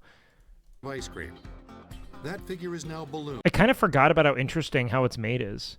I would love to find a way to make, like, if we could find a way to patent a protein shake made in a soft serve ice cream container that has like a solid, like, if we could get it anywhere between, like, this is what I'd want. My dream would be if we could find a way to make something like, let's say, like, okay, maybe it's like 300 calories in a cone, but you have like 25 grams of protein. That would be a legitimately cool thing to sell. You know what I mean? It's like a very rich protein shake, but it would still be something that you could like justify eating. Maybe we could figure out a way. The hundreds, if not thousands. No, there's already protein ice cream. There's stuff like Halo Top and stuff like that. But I mean, really trying to crack the code on ice cream. You know what I mean? Like soft serve that you could sell like at it wouldn't be to like franchise it, you know? I don't need to pack it. But if I could just find a way to make a really solid... I need to get a soft serve machine. I wonder how much it costs. But for sheer outrageousness, nothing tops the flavorful creations of Ben & Jerry's. We make great Nah, Halo Top sucks because it gets very icy. fun, funky, chunky ice cream. Lots of big chunks in it, swirls. We make the ice cream impossible flavor possible. Vermont's most popular tourist attraction. Ben & Jerry's is cool because these were literally just two dudes who were like driving trucks across the United States. They were like truckers, I think. Like I watched a whole like how I built this or something on them when I was riding my motorcycle, and they were like just two dudes who happened upon success and did not. Ben & Jerry just did not have any intention of it being like, people just kept being like, fuck it, well, what if we sell these in stores? And they're like, all right, sure, let's do it. Began in 1978. There's hippies, man. As a tiny homemade ice cream parlor. A consumer grade one is like, wait, so if I could get a used one for like $1,000, I would do that. 150 to $200 for consumer grade? No, we'd probably have to get like a real one. Run by childhood friends Ben Cohen. That is fucking Jonah Hill. And Jerry Greenfield. Interestingly enough, ice cream wasn't their first choice. We originally thought about bagels, checked out bagel making equipment, found out it was more money than we had, and figured ice cream had to be cheaper. 30 years later, Ben & Jerry's is a cultural institution. They're pretty based. I like them. Ben & Jerry's ice cream is made with all natural ingredients. So we start right here in Vermont with lots of fresh dairy that we get here. Milk and cream, sugar, eggs. We're also going to be adding in other great No, ingredients. Tillamook's that very we use as good. add-ins. It's very fatty. The add-ins, or inclusions, can range shit. from broken pieces of popular candy bars to fruits and nuts of every shape and size. Banana is such a fucking goated topping for like creamy, rich desserts. I love banana. It's awful in fruit salad, though. It should be in a different class because a banana is like a creamy texture. Like, it shouldn't be with, like, juicy, tangy fruit, you know? It doesn't make sense. And that was one of the bases of when they made their ice cream. We're going to have Oh, yeah, I mean, right around ice you, cream, we're Kevin. going to chew it is what Ben & Jerry's started. Chunky Monkey is one of Ben & Jerry's most popular flavors. Like most factory-made ice creams, it begins as a mix. Then come the add-ins, walnuts. Dude, maybe Emily and I could invest. That would be great content if Emily and I learn how to make, like, soft serve protein ice cream and sell it at the... That would be so fucking cool. I wonder if we could. And pieces of chocolate. So this is where we bring Ben & Jerry's to life. This is where we know it as our chunk feeder, where we add fruit, we add chunks, not chips. It just depends on how expensive it is. We could do a coffee flavor, potentially. We add serious chunks. The serious chunks first go into the hopper. Hey, just because people... Oh, look, I have money at this point, guys. I just don't... You can't just go fucking bombing it on dumb shit, you know what I mean? Not to flex on you guys here, but you guys have managed to come around in high enough numbers to where now I'm actually making a good living, and I'm kind of like, you kind of did it for me, guys. A while ago, that wasn't the case, though. I was making, like, no money. Or maybe collab with local ice cream shop. Maybe, sure. That would be cool. I could probably take out a loan. I just don't know if I want to do that. Look, I'm not, like, a money dude. I spend probably less than $2,000 a month at most. How much do I probably spend? Probably $2,000 a month.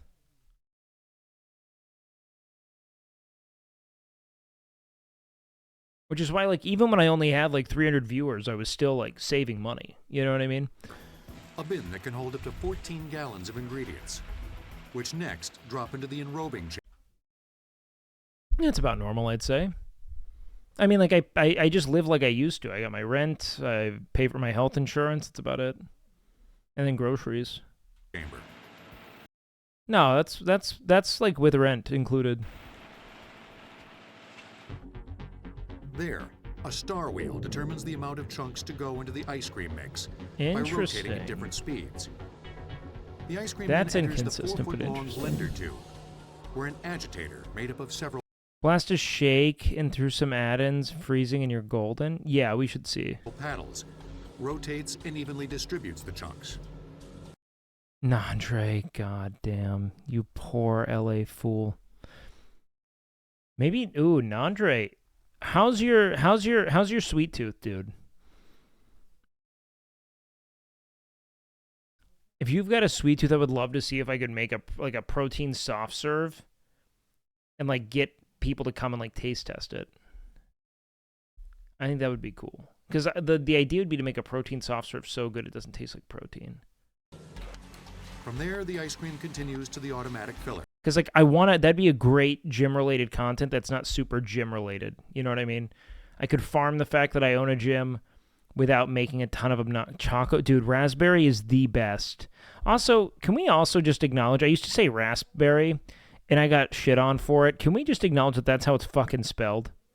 It's a raspberry.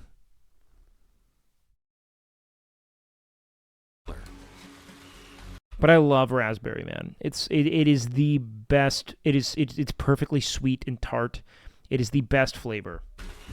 Raspberry cheesecake is fucking immaculate, dude. That is good traditional New York cheesecake with raspberry topping can literally throw me to the balls, dude. Every day, the plant turns out about 320,000 pints. Raspberry jam, oh god. Dude, I used to just eat nothing but raspberry preserves, peanut butter on a fucking bagel. And I would eat that every day with an omelet. Cheesecake is a waste of calories? Well, yeah, it's not for you, but to me, that's maybe the single greatest use of excess calories I could possibly do. It's so good. The end of the line before it hits the deep freeze.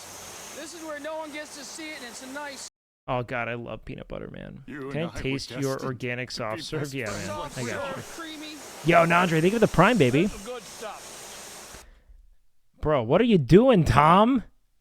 Tom's just fucking eating off the line? Before it hits the deep freeze. This is where no one see it, and it's a nice, soft serve, creamy. Oh, fuck, man. Like, you just forgot. Like, you left it out a little too long.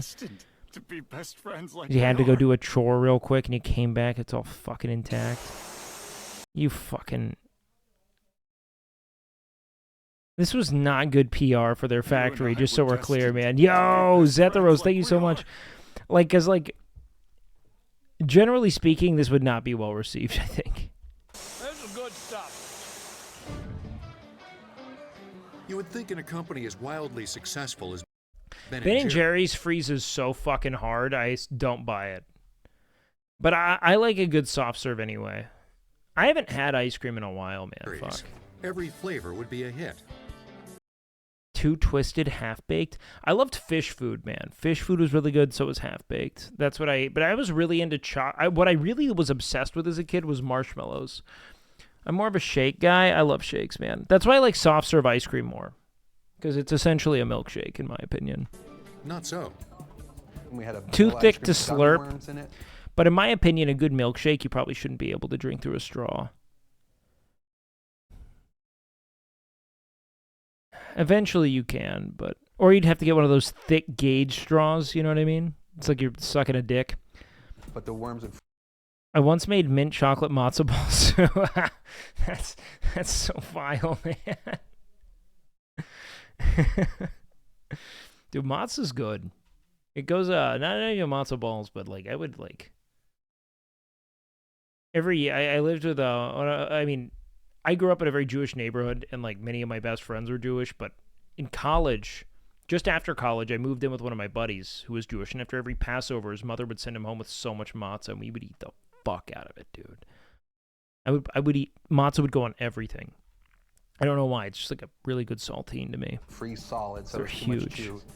We've tried hot Makes you so constipated? Never once for me, what? chocolate, which was a chocolate ice cream with jalapeno peppers in it. We've even tried some more savory, less dessert kind of flavors like sour cream and onion ice cream. Not very popular. What is? I refused to eat fish for a long time because that had chunks of real fish in it. You know, even worse, it's about a jam band. Popular, at least among some brave souls, is the party in a bucket, known as the Vermonster. You can get it at every one of... If you got a bunch of protein powder brands and put them through a soft serve machine, do a taste test, yeah, that could be the play. We could even do it with like an almond milk and see if we could find a way to make it like as what's the right word for it? Like non-dairy as possible. So we could do it for people who are lactose intolerant. One of Ben & Jerry's 650 scoop Yo, shots. fuck. The Vermonster is made up with 20 scoops of ice cream. You get to choose the flavors. We'll cut up 4 bananas into each Vermonster.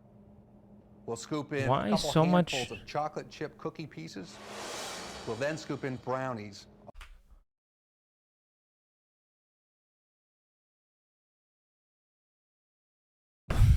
It's not even practical. All chunked up. You can get additional toppings as per your choice. We always top off the Vermonster with plenty of whipped cream. We also Okay. add in 4 ladles of hot fudge. I don't like hot fudge, man. I think chocolate sauce tastes very... It's overpowering, man. And there you have it. Who's eating this, Great. bro? You had to get through a fucking mountain of whipped cream before you can get down there, you know? Just who are the people who come up with all the Ben & Jerry Banana split. flavors? Who came up with that? The American Dream, man. Stephen Colbert was so good with the Colbert Report, man. It was so good. Sometimes I feel like a mad scientist. You look the part, brother. That's very Mr. Hyde. Meet Peter Lind, the man behind such flavors as... Of course, this man would be like so wiry and lean. He's got that Wavy fucking... gravy He's got that stimulant build. and chocolate chip cookie dough. It's All right, Peter. Let's get my buddy John down here with his golden spoon to see if it's worth a shit, okay? more, Did you make your base yet? Oh, fuck, dude. I have to rebuild that. I have to rebuild all my shit tonight. working from what your taste I should probably buds do are that after telling you. this. What works God damn it. together well, what textures connect. Today, he's working on creating a pint-sized version of the Vermonster. Yeah, because, dude, I had such a good rhythm and such good mons, and, like, I have to restart all of it from the ground up, man. I had all the fucking right traits. I was breeding prolifically, man. I'm, like, fucking... The crafting time's instant, but, like...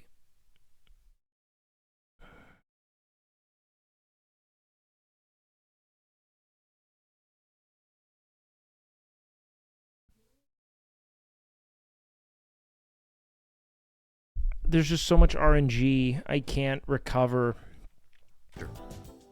It begins with plain vanilla ice cream. Bam. Then, Peter starts working his magic. Bro. I feel like how...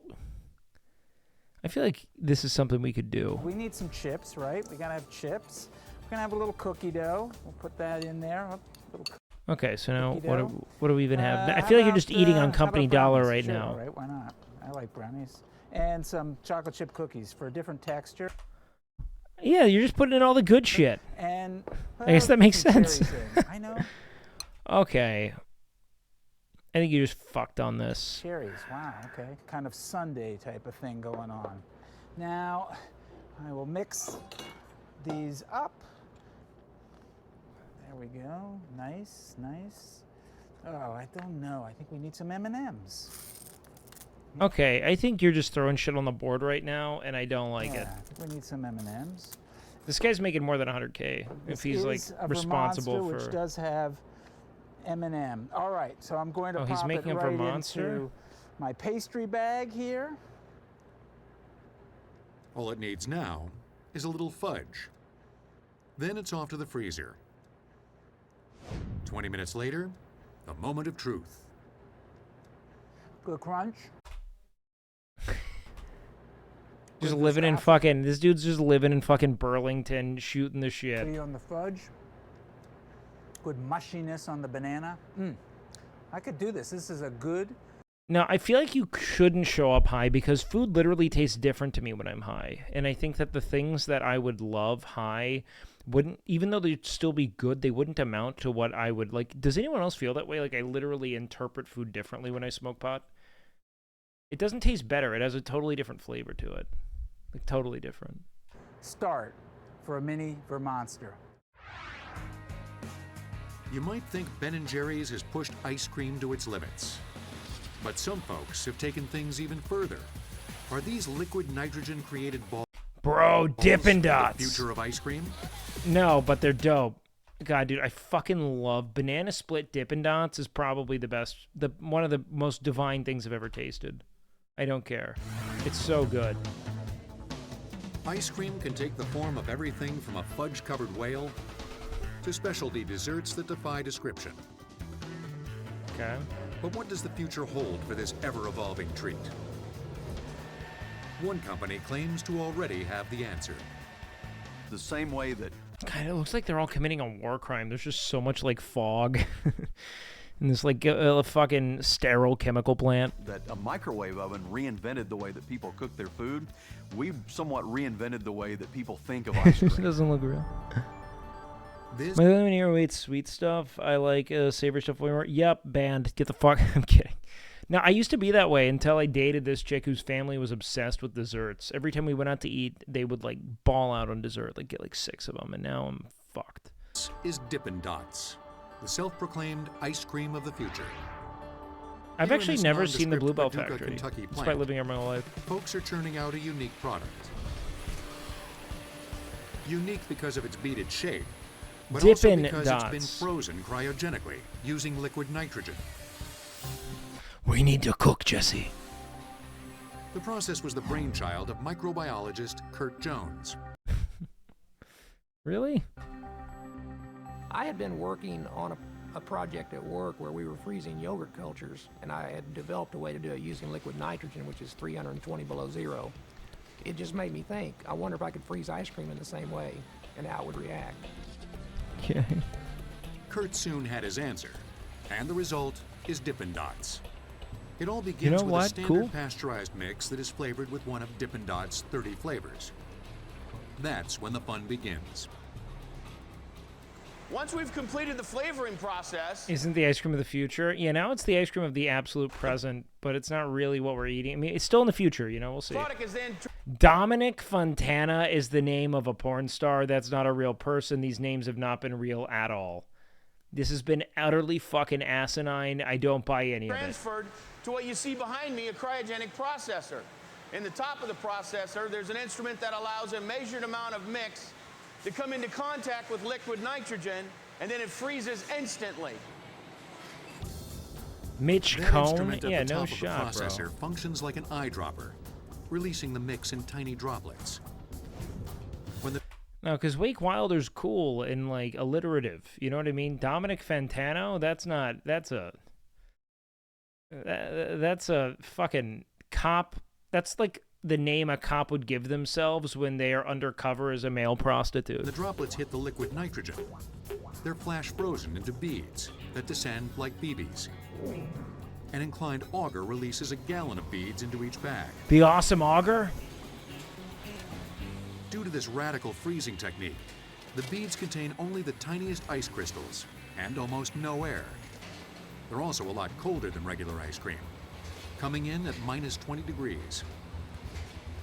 Scientifically speaking, it gives it a very, very creamy, smooth taste, even though it's a real fun. It's true, and it novel does. Product. The beads are immediately packed into bags to be shipped worldwide. To maintain their creaminess, they're stored in the subarctic minus 50-degree freezer. This has to be so Oftentimes we like to expensive. tell everybody it's the largest, coldest freezer in America because at that temperature it stores more product than any product like that in the U.S. In 2007 alone, Dippin' Dots sold more than 2 million gallons of the chili beads. You'd have to have brain freeze to discover those numbers. The future also looks bright for another innovative ice cream, slow churned. How much sugar do you want in the ice cream? Very little. First developed at dryers. Like actual sugar, it'd be more artificial sweeteners probably. And we spent $20 million, 15 years in developing what is called slow churned, which is not added ingredients, it's a process. And this it's a process. Process takes the temperature down and we freeze it much colder, and by doing so, you have a real fine texture that gives a creaminess with great appearance and great flavor. Yeah, man, why the fuck can't I open any of this? Like, if I cannot, maybe it's the temperature of the freezer. You know, home freezers are not made for ice cream. It sucks. Compared to It's regular 10. ice cream, slow churn has only half the fat and 30% fewer calories. Okay. And essentially what we do is we create We'll see about that, bud. perception in your mouth that the same amount of butterfat is there. By taking that butterfat and spreading it out to create a higher surface area relative to the volume of butterfat, and that then tricks your mouth into thinking, I ate a whole lot of butterfat. In recent years, nearly every ice cream manufacturer has come out with a slow-churned type of low-fat alternative. We gotta find new ways to confuse the body, man. The future of ice cream is bright. We grew up with America and ice cream, and it's Okay. become the #1 dessert in America. But there's still some star flavors I think it might be one of the best things we've made. It's yet up to there. be created. Who is this just random babe eating ice cream that they cut in her B-roll like 15 times, dude?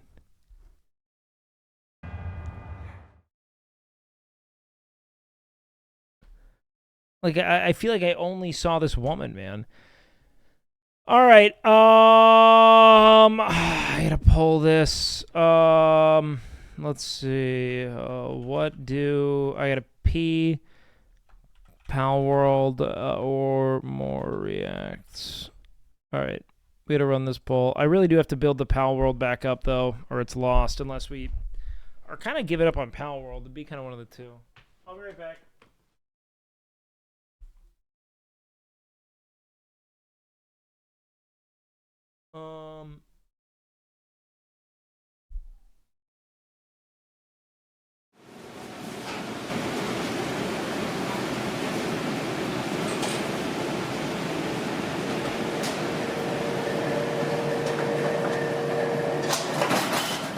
When streamer goes away, the rats come out to play. We wait all night and day to rat jam when I say beach, mouse, beach, beach, mouse. Beach, mouse, beach, beach, mouse. Beach, mouse, beach, beach, mouse. Beach, mouse, beach, beach, mouse.